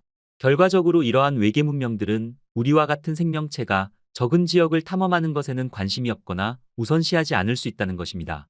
이러한 관점은 페르미의 역설에 대한 질문에 그럴듯한 설명을 제공하며 지능적인 외계 생명체가 존재할 수 있지만 우리 은하와 우리 은하가 속해 있는 초은하단조차도 우주의 광대한 공허 속에 위치하고 있어 발전된 외계 문명과는 크게 단절된 상태일 수 있음을 말하고 있는 것입니다. 여러분, 만약 제가 지금 우리가 블랙홀 안에 살고 있습니다라고 말하면 믿을 수 있을까요?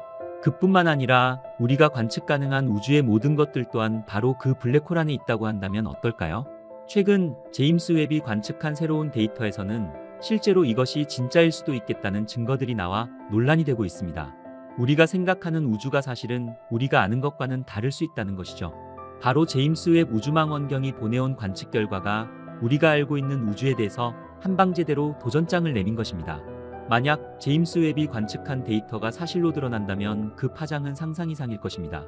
더 나아가 빅뱅 자체가 사실은 화이트홀일 수도 있다는 주장까지 나왔죠. 그렇다면 과학자들이 대체 뭘 봤길래 이런 주장을 하는 걸까요? 블랙홀은 시공간의 한 영역입니다.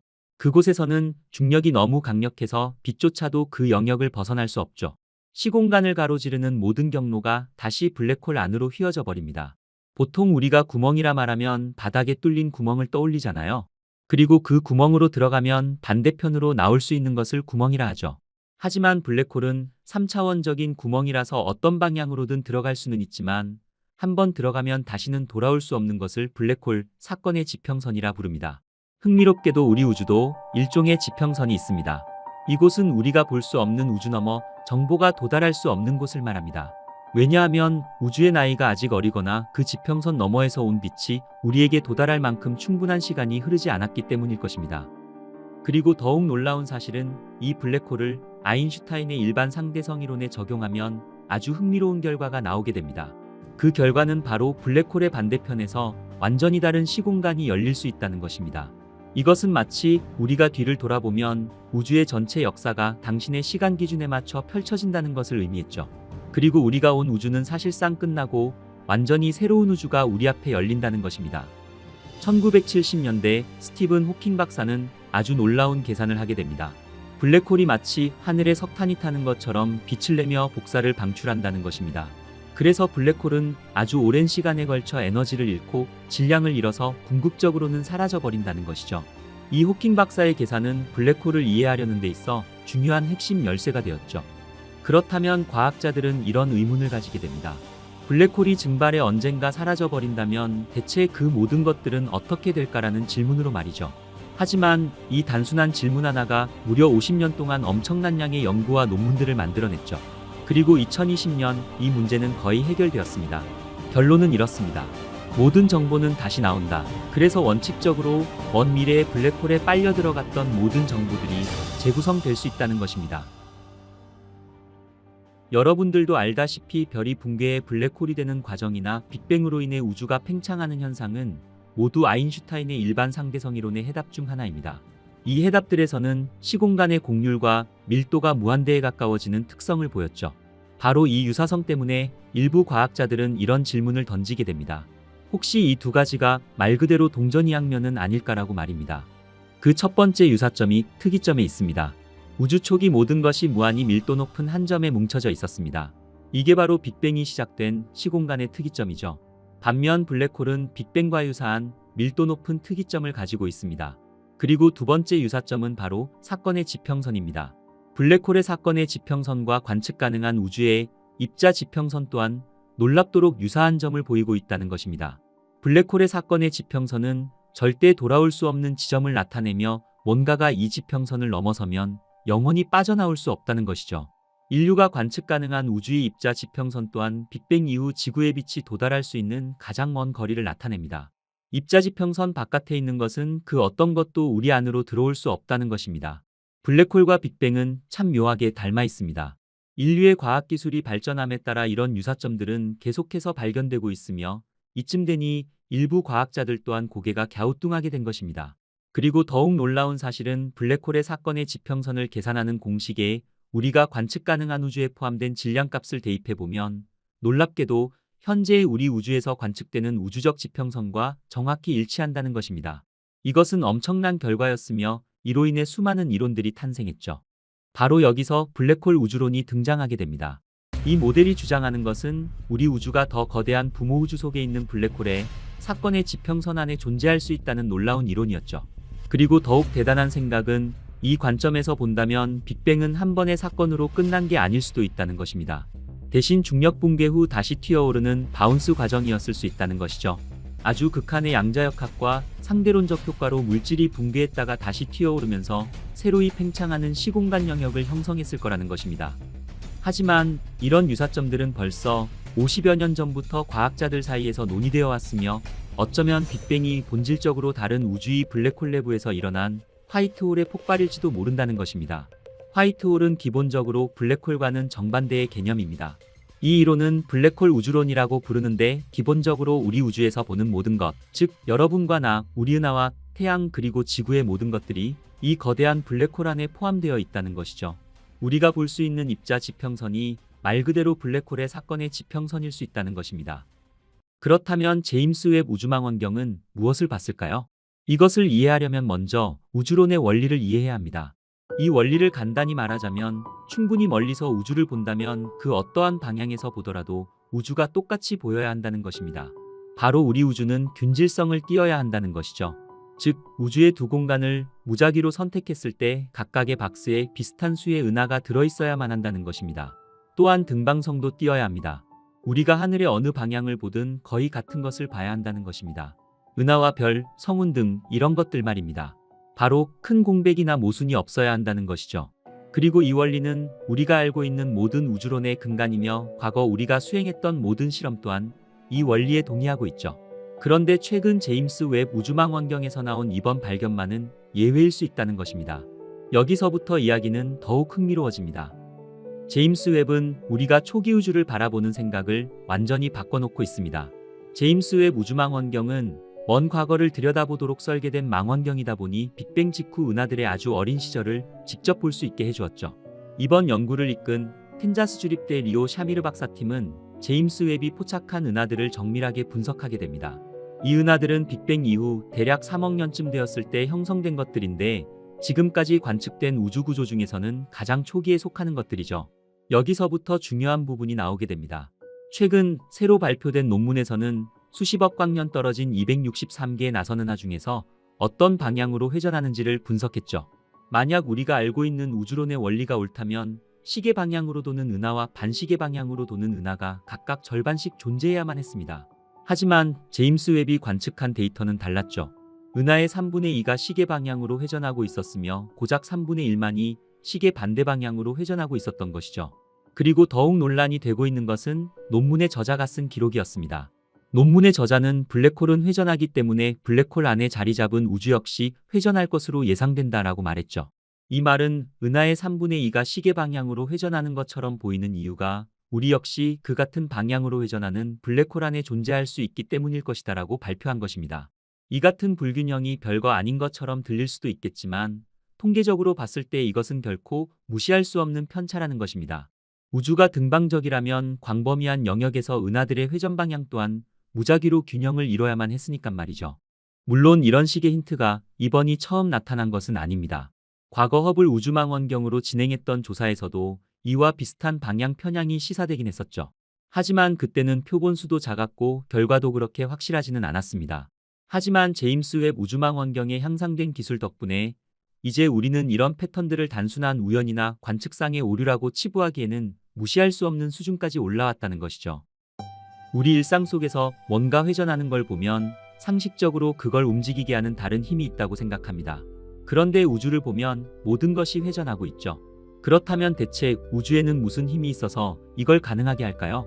과학자들의 일반적인 우주론에 따르면 우리 은하와 별, 행성들이 만들어질 때 처음에는 거대한 가스구름에서 시작되었습니다. 이 가스구름이 조금이라도 움직이는 운동량을 가지고 있다면 수축할수록 그 회전 속도는 점점 더 빨라지게 됩니다. 아주 거대했던 가스구름이 조금씩 움직이다 뭉치면서 그 크기가 작아지며 훨씬 더 빠르게 움직이게 되었다는 것이죠. 이것은 우리 일상생활에서도 볼 수 있는 현상입니다. 피겨 스케이팅 선수를 생각해 보시면 스케이트 선수가 더 빨리 회전하고 싶을 때 팔을 쭉 뻗었다가 몸 안으로 끌어당깁니다. 바로 이 동작이 각운동량 보존이라는 물리현상을 잘 보여주고 있습니다. 처음에는 천천히 회전하다가 그 크기가 절반으로 줄어들면 2배 빠르게 회전하며 그 크기가 10분의 1로 줄어들면 10배 빠르게 회전하는 식이죠. 바로 이것 때문에 우주에 있는 모든 것이 어떤 식으로든 회전할 수 있다는 것입니다. 애초에 어떤 거대한 가스구름이라도 내부 움직임이 전혀 없을 수는 없다는 것이죠. 종종 그 움직임들은 열에너지로 인한 움직임이거나 뭔가 단단한 형태로 붕괴되기 전 구름 내부에 난류일 때가 많습니다. 그런데 이런 난류 때문에 각 은하들은 서로 자기 멋대로 회전할 수밖에 없습니다. 그리고 우리는 우주나 그 안의 천체들에서 특정한 순 회전 방향 같은 것은 없을 거라 믿어왔죠. 하지만 만약 이러한 순 회전 방향이 있다는 것이 발견되고 확인된다면 우리 우주 이론은 처음으로 다시 돌아가야 될 것입니다. 블랙홀 안에서는 딱 두 가지 정보만이 보존된다고 합니다. 바로 총 질량과 각 운동량이죠.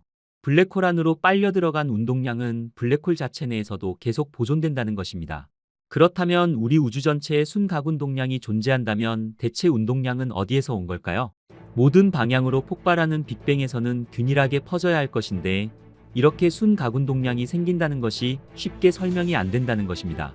바로 여기서 블랙홀 안에 우리 우주가 존재한다는 가설과 우리 우주가 회전하고 있다는 가설이 연결되게 됩니다. 만약 이것이 우리 우주가 회전하는 블랙홀 안에서 시작됐다면 그리고 블랙홀의 회전이 우리 우주 구조에 고스란히 각인될 수 있다면 이것은 물려받은 회전 때문에 제임스 웹이 포착한 초기 은하들에서 한쪽 방향으로 편향된 회전이 명확한 신호를 보이게 된 것이 아니겠냐는 겁니다. 그야말로 우리 우주를 탄생시킨 블랙홀의 우주적 지문 같은 것이라는 것이죠. 니코 플로스키 같은 물리학자들은 아인슈타인 카르탕 중력 이론을 통해 이것을 탐구해 왔습니다. 이 이론은 일반 상대성 이론의 변형인데 입자의 스핀을 포함하고 있어 특이점으로 붕괴하는 것을 막을 수 있다 했죠. 대신 붕괴하는 물질이 초고밀도 상태에 도달하면 다시 튀어올라 우리가 현재 관측하고 있는 팽창하는 우주를 형성했다는 것입니다. 최근 우주 팽창 속도 측정 값의 지속적인 불일치를 보이고 있는 허블 장력 또한 만약 우리 우주의 팽창 역사가 표준 빅뱅 예측과 다르다면 이 장력 문제 또한 더 쉽게 해결될 수 있다는 것입니다. 블랙홀에는 크게 두 종류가 있습니다. 슈바르츠실트 블랙홀이라 불리는 회전하지 않는 블랙홀과 커 블랙홀이라 불리는 회전하는 블랙홀이 있죠. 커 블랙홀의 이름은 아인슈타인 방정식을 처음으로 풀어낸 뉴질랜드 물리학자 로이 커의 이름을 따서 지어졌습니다. 여기서 중요한 것은 이 커 블랙홀이 각 운동량을 가지고 움직인다는 것입니다. 그리고 이 블랙홀은 시공간의 물리적 구조 자체를 함께 끌고 간다는 것이죠. 이것은 어떤 물질이 이 블랙홀 안으로 들어가면 블랙홀이 가진 특정 회전축을 물려받게 된다는 것입니다. 그리고 그 물질들이 은하로 뭉쳐졌을 때 물려받은 회전을 보여준다는 것이죠. 이것이 바로 최근 논란이 되고 있는 제임스 웹 관측 결과에 대한 해결책 중 하나로 제시된 것입니다. 하지만 이 해결책은 회전하는 블랙홀에서만 가능했죠.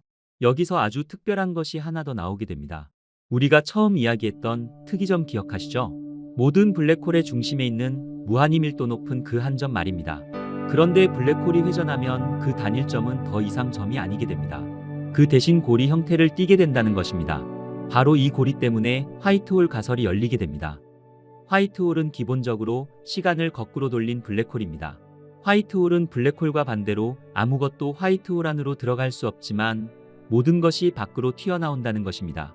회전하는 블랙홀의 특이점이 고리가 되면 이론상으로는 그 고리를 통과할 수 있는 아주 작은 공간이 생긴다는 것입니다. 그리고 여기서 더욱 중요한 것은 이 화이트홀이 반동하면서 튀어나가는 것이 블랙홀 내부에서 본다면 마치 빅뱅처럼 공간 자체가 팽창하는 것처럼 보일 것이란 것이죠. 이것은 우리가 알고 있는 빅뱅과 섬뜩할 정도로 비슷합니다. 만약 이 가설이 맞고 빅뱅이 정말 화이트홀이라면 과학자들은 어떻게 그것을 알 수 있을까요?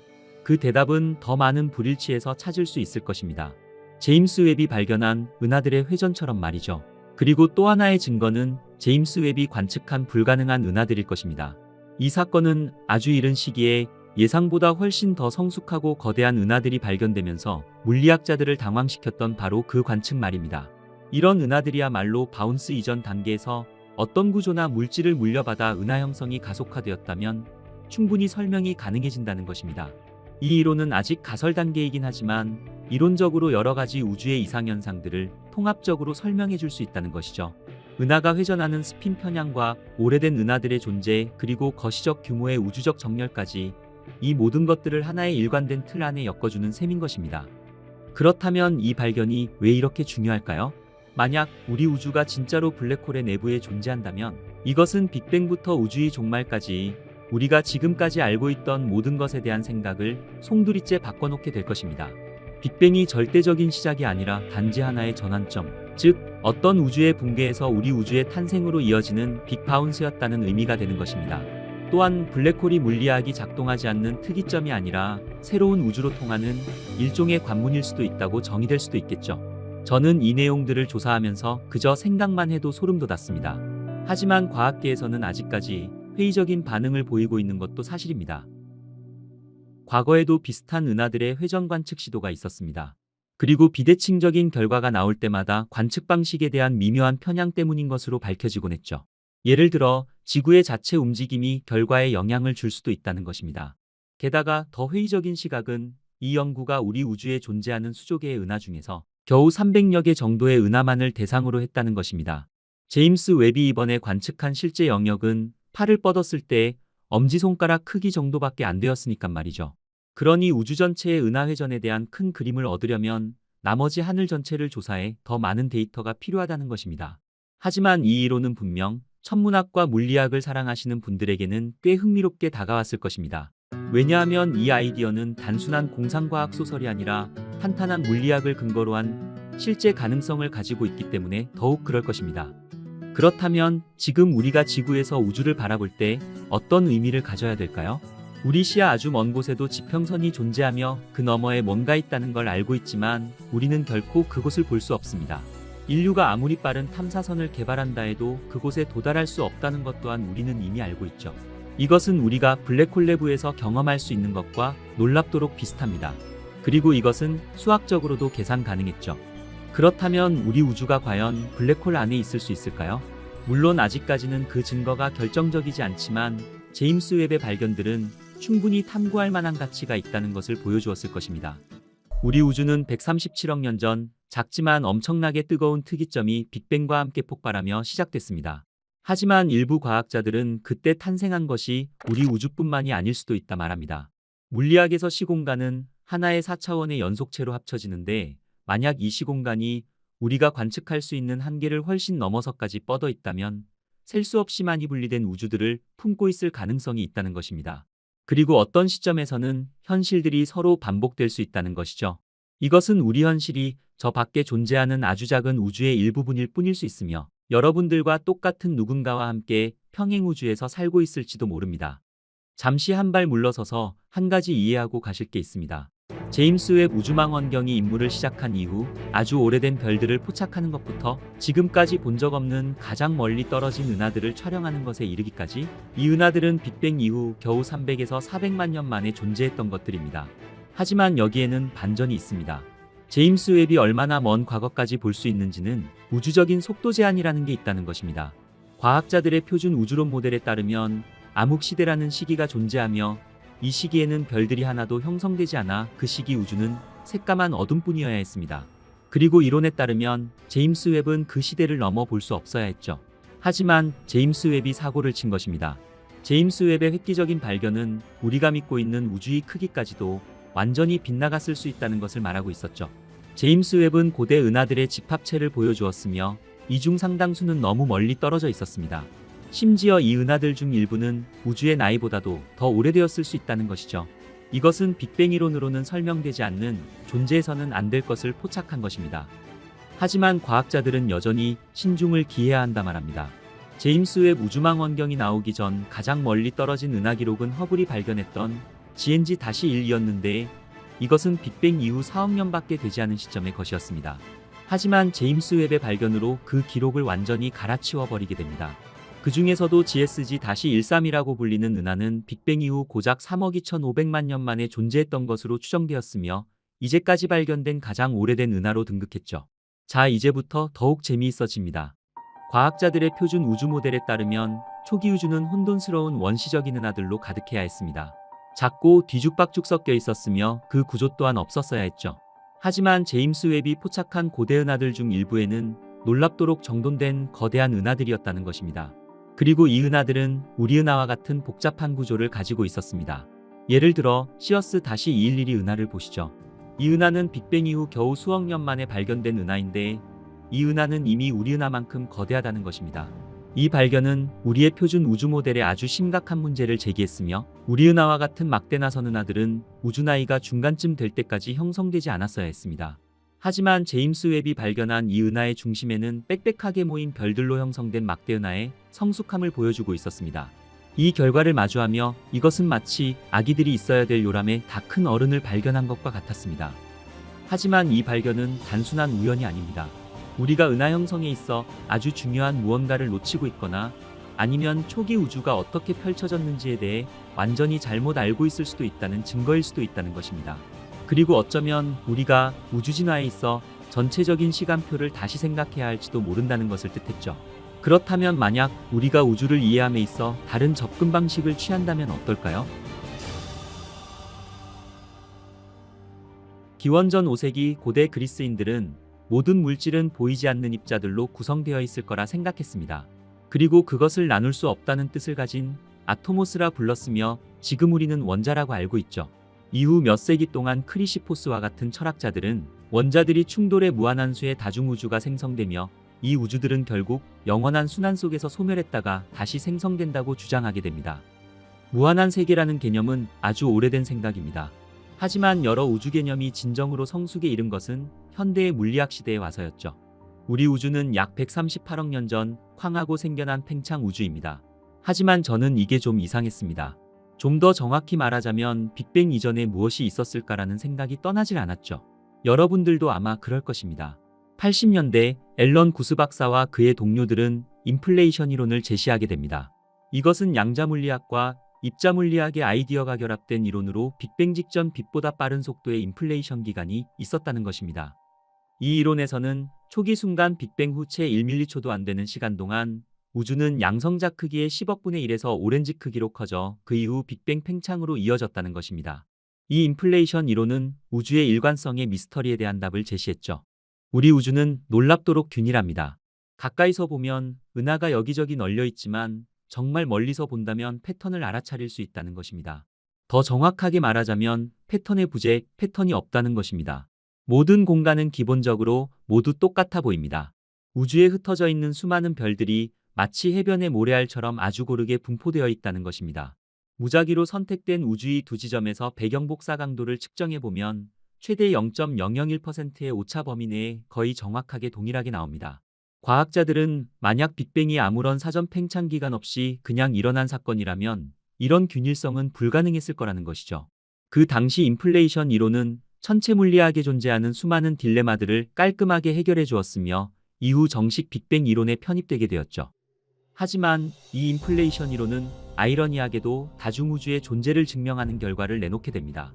예를 들어 영원한 인플레이션 모델은 말 그대로 인플레이션이 영원하다는 것을 의미했으며 모델에 따르면 공간이 기하급수적으로 커지면서 팽창할 때 수많은 빅뱅들이 만들어진다는 것입니다.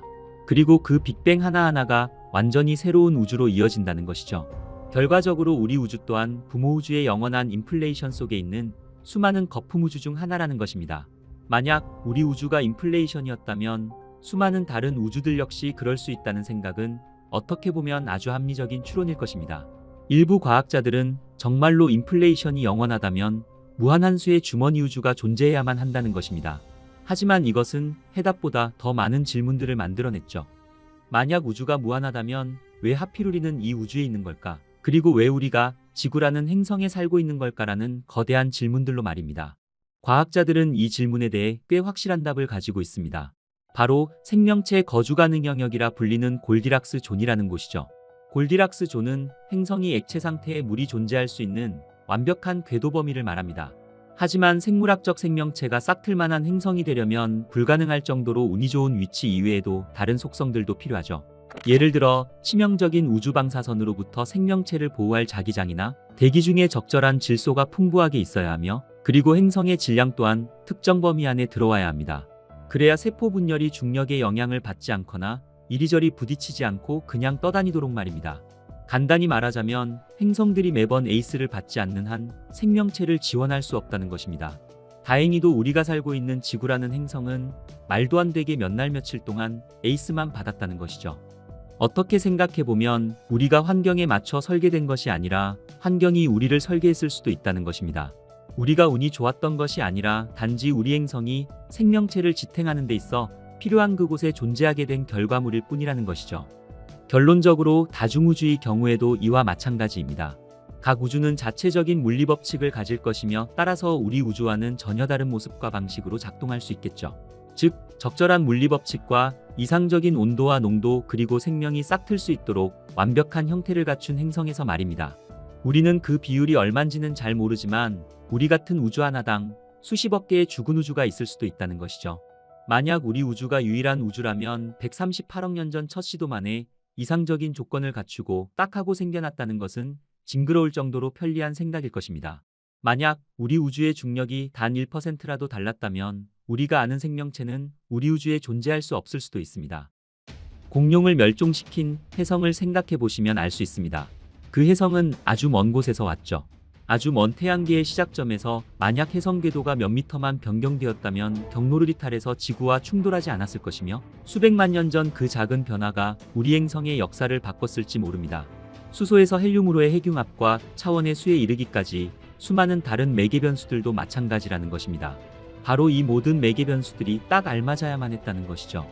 반면 이렇게도 생각해 볼 수 있습니다. 만약 우리 우주가 그저 수많은 우주 중 하나이며 각각 다른 조건들을 가지고 있다면 우리가 골디락스 우주를 차지했다는 것이 그리 대단한 일이 아니라는 것입니다. 어차피 우리가 존재하려면 우리 같은 생명체에게 완벽한 조건을 가진 잠재적인 무한우주들 중 하나에서만 가능했을 것이니까 말입니다. 그러니 다중우주는 이론 물리학자들이 자신들이 답할 수 없는 질문들에 답하기 위한 꽤 깔끔한 방식처럼 보였죠. 하지만 과학자들이 우리 우주가 수많은 우주 중 하나라는 것을 증명할 수 있을까요? 그리고 우리가 정말로 트루먼 쇼와 같은 스노우볼에 갇힌 외로운 눈사람처럼 또 다른 존재를 의심하지만 결코 확신할 수 없는 곳에 살고 있는 것은 아닐까요? 다중우주가 존재할 수 있는 또 다른 방법은 거품 우주론으로 설명됩니다. 아주 작은 에너지의 점에서부터 우주가 급격히 팽창했다는 것은 관측 가능한 우주가 훨씬 더 큰 공간, 즉 무한한 공간의 아주 작은 일부분에 불과하다는 것을 의미할 것입니다. 만약 우주가 무한하다면 무한한 수의 빅뱅이 있었을 수도 있으며 그것들이 무한한 수의 우주를 만들어내며 무한한 공간 속에서 거품처럼 떠다니고 있을 수도 있다는 것이죠.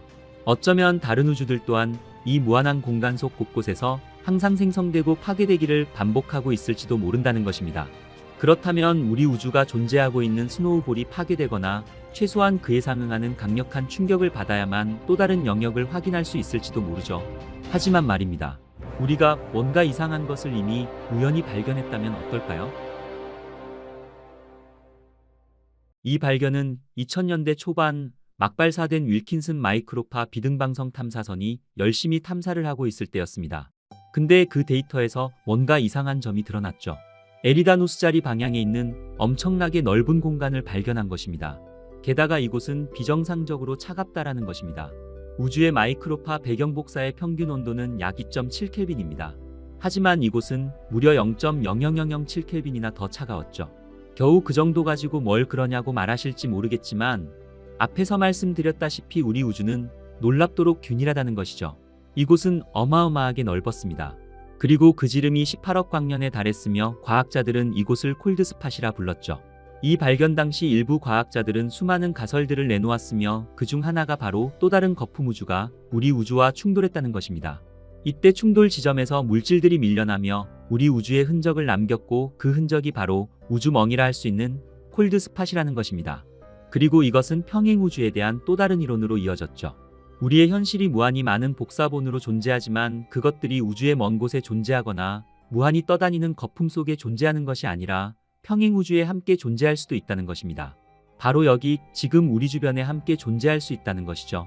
이 이론은 양자역학의 다세계 해석으로 알려져 있으며 이것은 단순한 이론을 넘어 지금의 양자역학의 발전과 함께 어쩌면 현실이 될 수 있습니다. 사실 다중우주 이야기는 대부분 SF 영화나 소설에서 많이 나오지만 이게 정말 현실적인 개념일 수 있다는 것입니다. 그리고 어쩌면 우리가 품고 있는 가장 큰 미스터리 중 하나를 풀어줄 실마리가 될지도 모른다는 것이죠. 그렇지만 이 수수께끼를 풀려면 우리는 양자 물리학이라는 아주 심오한 세계로 깊게 파고 들어가 봐야 합니다. 그곳에서는 우리가 알던 자연 법칙들이 통하지 않으며 우리가 아는 현실이라는 것조차도 사실상 사라져 버릴 테니까 말입니다. 물리학자들은 여러 종류로 나눌 수 있습니다. 실험 물리학자들은 실험을 통해 이론을 검증하고 다듬습니다. 그들은 실제 세계에서 사물이 어떻게 작동하는지 이해하려 합니다. 하지만 실험 물리학자들이 어떻게 작동하느냐고 묻는다면 이론 물리학자들은 왜 그럴까라고 묻죠. 이론 물리학자들은 우주가 어떻게 시작되었는지, 중력은 왜 존재하는가와 같은 질문들을 스스로에게 던지며 우주의 가장 근본적인 질문들에 대한 답을 찾으려고 노력하는 것입니다. 그리고 이론 물리학자들과 실제적인 물리학자들은 종종 멋지게 협력합니다. 예를 들어 아이작 뉴턴과 중력 개념을 생각해 볼 수 있습니다.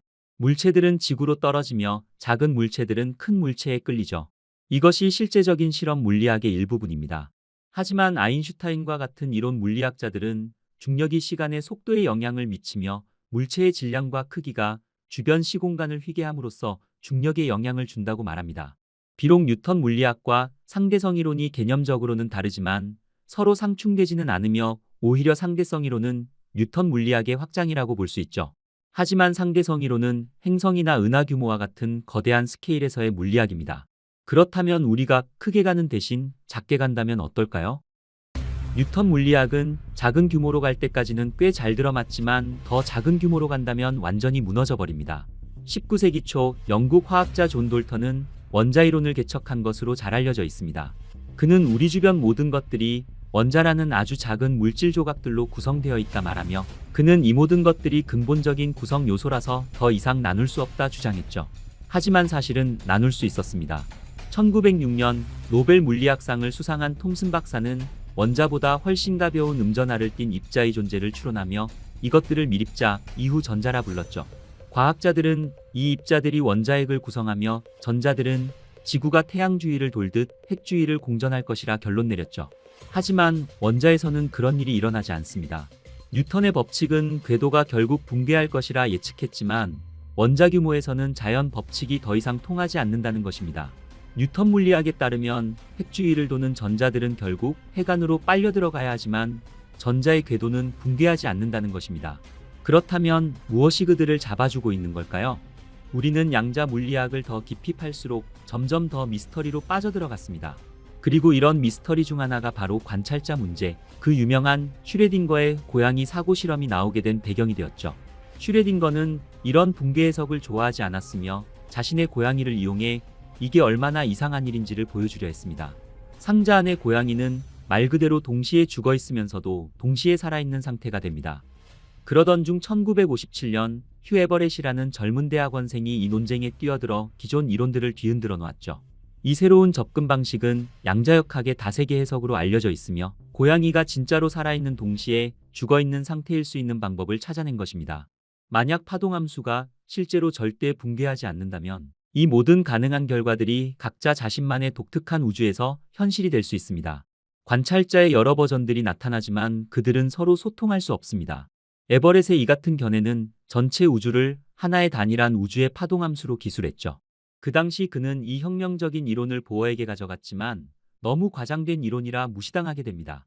하지만 최근 제임스 웹의 발견과 관측 기술의 발전으로 최근 몇 년 동안 많은 물리학자들 사이에서는 에버렛의 이론이 옳았으며 평행우주가 실제로 존재할 수 있다고 생각하는 과학자들이 늘어났죠. 다세계 가설에 따르면 다른 평행우주들은 항상 우리 주변에 존재합니다. 다만 다른 차원에 있어서 우리가 볼 수 없을 뿐 당신의 거실에도 무한한 버전의 당신이 있을 수 있다는 것이죠. 인류는 오래전부터 밤하늘을 바라보며 별자리와 그 움직임의 규칙성을 발견하였습니다. 달의 주기와 계절의 변화, 잎과 조개의 대칭성을 관찰하며 자연 속 패턴을 인식하였죠. 그리고 우리는 이러한 패턴이 단순한 우연이 아니라 어떠한 법칙에 의해 지배된다는 것을 깨닫게 됩니다. 고대 그리스인들은 건축과 예술, 그리고 사람의 몸인 인체에서 황금 비율을 발견하게 됩니다. 피보나치 같은 수학자들 또한 식물의 성장 패턴과 은하수의 나선 운동을 발견하며 자연의 패턴이 정적인 형태와 숫자에 국한되지 않고 시간과 공간으로까지 펼쳐진다는 것을 발견하게 되죠. 나무의 구조나 강이 구불구불한 흐름은 수학적 패턴과 프랙탈 기하학에 따릅니다. 이러한 패턴은 나무 잎 하나에서부터 숲 전체에 이르기까지 같은 모습을 보여주고 있죠. 그리고 이것은 현대에 들어오며 혁명적인 발견으로 이어지게 됩니다. DNA의 이중나선 구조와 양자물리학, 카오스 이론의 나비 효과 등과 같이 패턴과 법칙에 의해 지배되는 우주의 모습으로 말이죠. 이러한 발견들은 우주에 대한 우리들의 이해의 폭을 넓혔을 뿐만 아니라 인류의 기술과 의학 및 철학에까지도 영향을 미쳐왔습니다. 옛사람들은 자연이라는 우주에 대비해 인체 또한 작은 우주로 보았습니다. 인간을 자연의 일부로 본 동양에서도 자연의 음양오행의 원리와 인체의 오장육부를 연결지어 생각했죠. 그리고 서양 또한 인간을 우주의 축소판으로 보며 레오나르도 다빈치의 인체 비례도를 탄생시키게 됩니다. 그렇다면 이러한 끊임없는 패턴들은 단순한 우연일까요? 아니면 우주와 더 깊은 연결을 의미하는 것은 아닐까요? 우리가 볼 수 있는 우주의 크기는 약 930억 광년에 달하는 거대한 규모입니다. 우주에는 2조 개 이상의 은하가 존재하고 있으며 그 각각의 은하 속에는 우리 태양과 같은 수십억 개의 별들이 자리 잡고 있죠. 우주에 대한 호기심으로 인류는 이를 관찰하기 위해 많은 망원경들을 제작해왔으며 그중 하나가 바로 제임스 웹 우주망원경입니다. 최근 제임스 웹 우주망원경을 통해 하나의 사진이 찍히게 됩니다. 이 사진을 본 사람들은 마치 인간의 뇌와 같다고 말하기도 했죠. 실제로 일부 과학자들은 오랫동안 우주와 인간의 뇌 사이에 놀라운 유사성을 알아차려 왔습니다. 물론 이미지가 비슷하다고 해서 그 구조까지 유사하다고 우기는 것은 아닙니다. 당연히 과학자들도 이에 대한 연구를 세밀하게 해오기 시작했죠.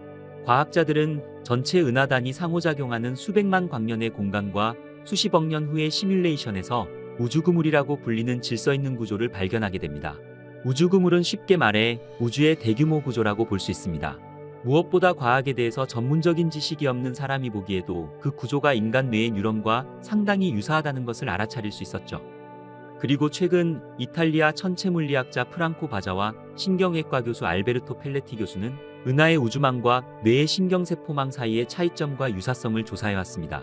그 결과 가장 복잡한 이 두 시스템은 놀라울 정도로 유사하다는 사실을 발견하게 됩니다.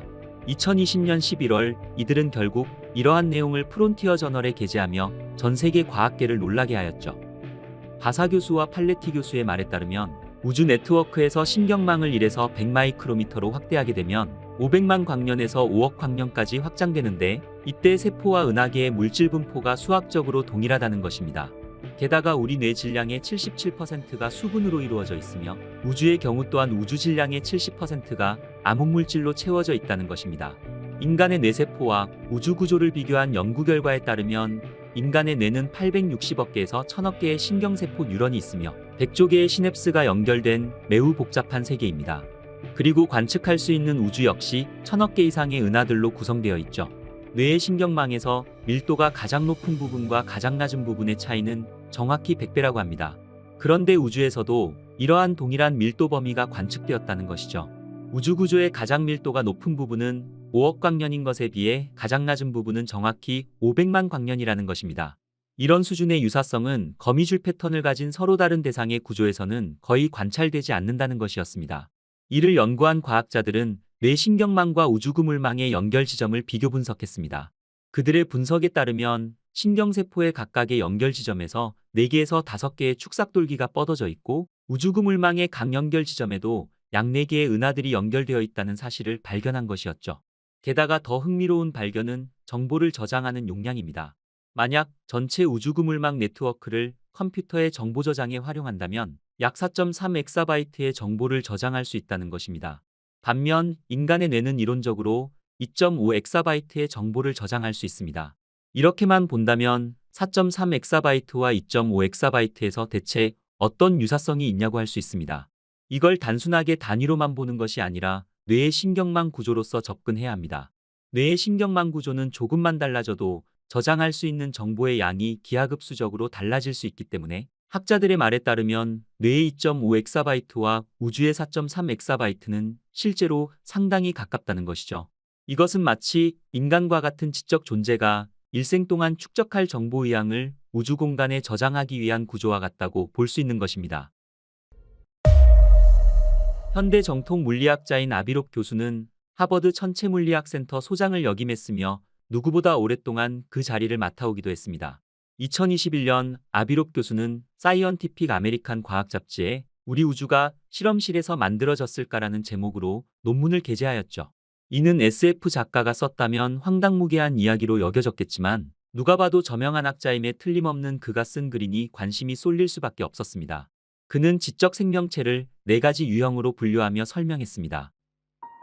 총 4가지 유형으로 분류가 되며 이를 A, B, C, D라고 했을 때 A가 가장 높은 수준에 있다는 것이죠. A등급은 다른 생명을 창조할 수 있을 정도이기 때문에 가장 상위에 있는 지적 생명체라고 할 수 있습니다. 다음 B등급은 생명체를 창조할 수는 없지만 자신의 자연 환경을 수정할 수 있다는 것입니다. 예를 들면 행성을 개조해서 거주 가능하게 만들 수 있는 것이죠. 다음 C등급은 자연 환경을 부분적으로만 수정할 수 있습니다. 그래서 만약 C등급이 살고 있는 행성이 급격하게 변화하는 시기를 겪는다면 이들은 멸종할 수도 있는 것이죠. 마지막 D등급은 C보다는 지능이 떨어지지는 않더라도 잘못된 방향으로 진화하거나 발전함으로써 궁극적으로 자멸에 직면하게 됩니다. 롭 교수는 우리 인류가 C등급에 속하며 B등급 이하의 생명체가 A등급의 존재에 의해 창조되었다고 설명하고 있죠. 만약 인류가 현재의 길을 따라가기만 한다면 D등급으로 떨어질 수도 있다고까지 믿고 있습니다. 무엇보다 우리가 우주의 다른 지적 생명체를 만날 수 없었던 이유에 대해서도 우리 행성을 포함한 우주는 A등급 존재가 양자 터널링을 사용해서 창조해왔기 때문이라고도 설명하고 있죠. 쉽게 말해 우리는 아기 우주에 있는 것이고 A등급은 다른 우주에 존재한다는 것입니다. 즉 우리는 A등급에서 만든 실험실에 있을 수도 있다는 것이죠. 외계인설과 관련해서 동물원 이론을 알고 계신다면 아마 조금 더 이해하기 쉬우실 것입니다. 결국 롭 교수의 이러한 실험실 이론이 맞다면 실험실이라는 것 자체가 일종의 생명체일 가능성도 배제할 수 없는 것이죠. 인류가 여태까지 발명해온 인터넷 네트워크 구조가 두뇌 구조와 유사해졌다는 것만 보아도 전혀 터무니없는 가설이 아니라는 것도 알 수 있을 것입니다. 물론 그렇다고 해서 인터넷에 의식이 있다고는 할 수 없습니다. 그저 기계일 뿐이죠. 하지만 미래에는 어떻게 될지 이 또한 아무도 모릅니다. 롭 교수의 가설을 바탕으로 우주와 뇌의 관계를 다시 한번 살펴보겠습니다. 앞서 언급했듯이 어두운 암흑물질이 우주의 70%를 차지하고 있지만 우리는 아직 그것이 무엇인지 모릅니다. 그런데 뇌의 77%가 물로 구성되어 있다는 사실을 생각해 본다면 이는 흥미로운 질문으로 연결됩니다. 만약 우리가 거대한 생명체의 세포와 같을 수 있으며 그 생명체는 아직 자신의 존재를 깨닫지 못하고 있는 것은 아닐까라는 질문 말이죠. 가상의 실험을 해보면 우리 뇌 속에 지능적인 존재들이 살고 있다고 상상해 볼 수 있습니다.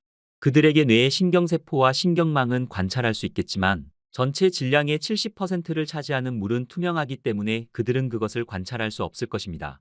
이런 맥락에서 더 나아가 보면 우리가 우주 밖으로 나갈 수만 있다면 암흑물질의 비밀이 풀릴지도 모르는 것이죠. 이런 아이디어들은 다소 과도하게 들릴 수도 있습니다. 하지만 실험실 이론을 주장하는 롭 교수는 현대과학이 점점 더 폐쇄적이 되어 과학적 진보가 지연될 수 있다고 말하고 있는 것이죠. 그의 이론들은 매우 판타지적이지만 우리에게 새로운 가능성을 보여주려 하는 것 같습니다. 불과 100년 전만 해도 과학자들은 우주가 고정된 구조물에 별과 행성들이 매달려 있으며 지구는 평평하다고 생각했습니다. 우리는 이제 우주에 있는 그 어떤 것도 고정되어 있거나 변하지 않는 것이 없다는 것을 알고 있습니다. 모든 물질이 회전하고 움직이며 우주 공간을 엄청난 속도로 날아다니고 있죠. 이러한 속도도 우주 전체의 크기에 비하면 작은 편일 것입니다. 이것은 마치 우리 몸속 세포의 자연스러운 진동과 다를 바 없는 것이죠. 우리는 수조 개의 행성 중 하나에 살고 있다는 것을 알고 있습니다.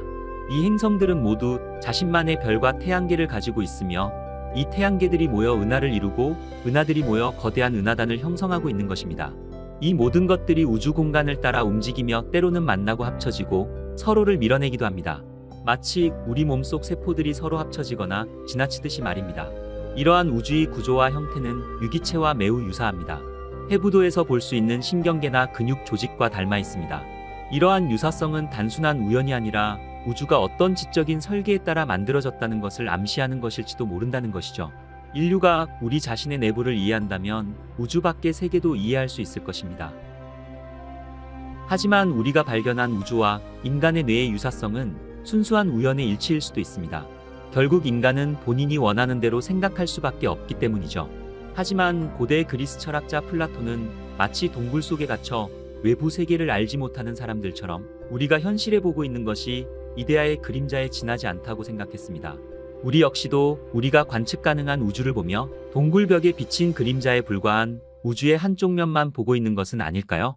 플라톤의 비유처럼 동굴 밖에 실체가 존재한다면 인류는 그 실체를 보기 위해 노력해야 할 것입니다. 다중우주의 다양한 이론들은 평행우주, 다른 우주 또는 다세계 우주라 불립니다. 이러한 이론들은 물리학계에서도 오랫동안 논쟁의 대상이 되었으며 심지어 노벨상을 받은 저명한 물리학자들조차도 다른 우주가 존재하는지에 대해서 의견이 갈리고 있는 것도 사실입니다. 하지만 대부분의 과학자들은 이것이 과학적 가설이라기보다는 철학적인 개념에 가깝다고 주장하며 과학 연구에 해를 끼칠 수 있다는 우려의 목소리도 제기되었죠. 일부 물리학자들에게는 이것이 그저 재미있는 사고 실험에 불과하지만 어떤 이들은 이 가설을 문자 그대로 받아들입니다. 물론 이 주장은 논쟁의 여지가 많고 다세계 이론이 실제로 말하는 한계를 넘어설 수도 있겠죠. 우리는 우주가 치명적인 장소라는 것을 알고 있습니다. 초신성과 감마선 폭발 혹은 거대한 소행성 하나면 행성의 모든 생명체를 쓸어버릴 수도 있죠. 그리고 이런 일들이 지구에서 실제로 일어났다는 것 또한 우리는 이미 알고 있습니다. 이러한 사실들을 생각할 때 우리가 우리 은하에서 유일한 지능적 생명체이거나 어쩌면 우주 전체에서 유일한 존재일지 모릅니다. 현재로선 우리 주변에 생명체가 존재한다는 증거가 없습니다. 그리고 그 누구도 우리에게 메시지를 보내지 않으며 우리의 부름에도 대답하지 않고 있죠. 우리는 완전히 혼자일 수 있습니다. KBC 공허의 맥락에서 본다면 우리 인류가 어쩌면 저밀도 지역에 존재하는 것이 우연이 아니라 우리가 알고 있는 생명체의 발전을 위한 필수적인 조건일 수 있다는 것을 의미할 수 있습니다. 만약 우주가 균일하게 밀도를 가지고 있거나 오늘의 주제와 같은 큰 공허가 없었다면 생명에 필요한 조건이 발생하지 않았을 것이고 우리는 그것을 관찰하기 위해 존재하지 않았을 수도 있다는 것이죠.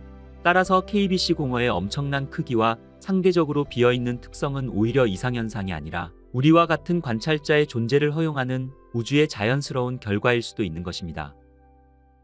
하지만 페르미 역설의 모든 해답에는 하나의 문제점이 있습니다. 우리는 우리의 기술의 한계가 어디까지인지 모른다는 것입니다. 미래의 과학기술의 발달은 우리에게 불멸을 부여하고 다른 은하로의 여행도 가능할 것입니다. 어쩌면 신들의 수준까지 우리를 이끌어줄 기술로 발전할지도 모를 일이죠. 하지만 현재로서는 우리가 인정해야 할 것은 우리는 정말 아무것도 모른다는 것입니다. 인류가 존재했던 시간 중 90%는 수렵 채집과 사냥으로 살았습니다. 500년 전에는 인간이 우주의 중심이라고 생각했고 200년 전에 우리는 에너지의 주 원천으로 인간 노동을 사용했죠. 그리고 불과 30년 전 우리는 정치적인 견해 때문에 인류를 종말시킬 수 있는 무기를 서로에게 겨눴습니다. 우주적 시간 관점에서 우리는 태아 수준일 것입니다. 우리는 지금까지 많이 걸어왔지만 아직도 갈 길이 멉니다. 우리가 정말 우주의 중심이라는 사고방식은 여전히 인간들에게 강하게 남아있지만 이러한 인간 중심적 사고방식은 우주 안에서 우리의 삶에 대해 오만한 가정을 하기 쉽게 만듭니다. 하지만 결국 인류는 알아낼 것입니다. 우주는 누군가가 경험하지 않기에는 너무나 아름다우니까 말이죠. 여러분들은 어떻게 생각하시나요? 조만간 외계 생명체의 증거를 찾게 될까요? 여러분의 생각을 댓글로 올려주세요. 오늘의 우주의 발견은 여기까지입니다. 저는 또 더욱 재미있는 우주 이야기를 가지고 다시 찾아뵙겠습니다. 구독과 좋아요 한 번씩만 눌러주시고요. 여러분이 올려주시는 댓글은 저에게는 큰 힘이 됩니다. 끝까지 시청해주셔서 감사합니다. All right, you see that sort of large W-shaped constellation right there? That's Cassiopeia. And Cassiopeia A gives off a whole lot of radio signals. I actually listen to that a lot. It's a remnant of a supernova.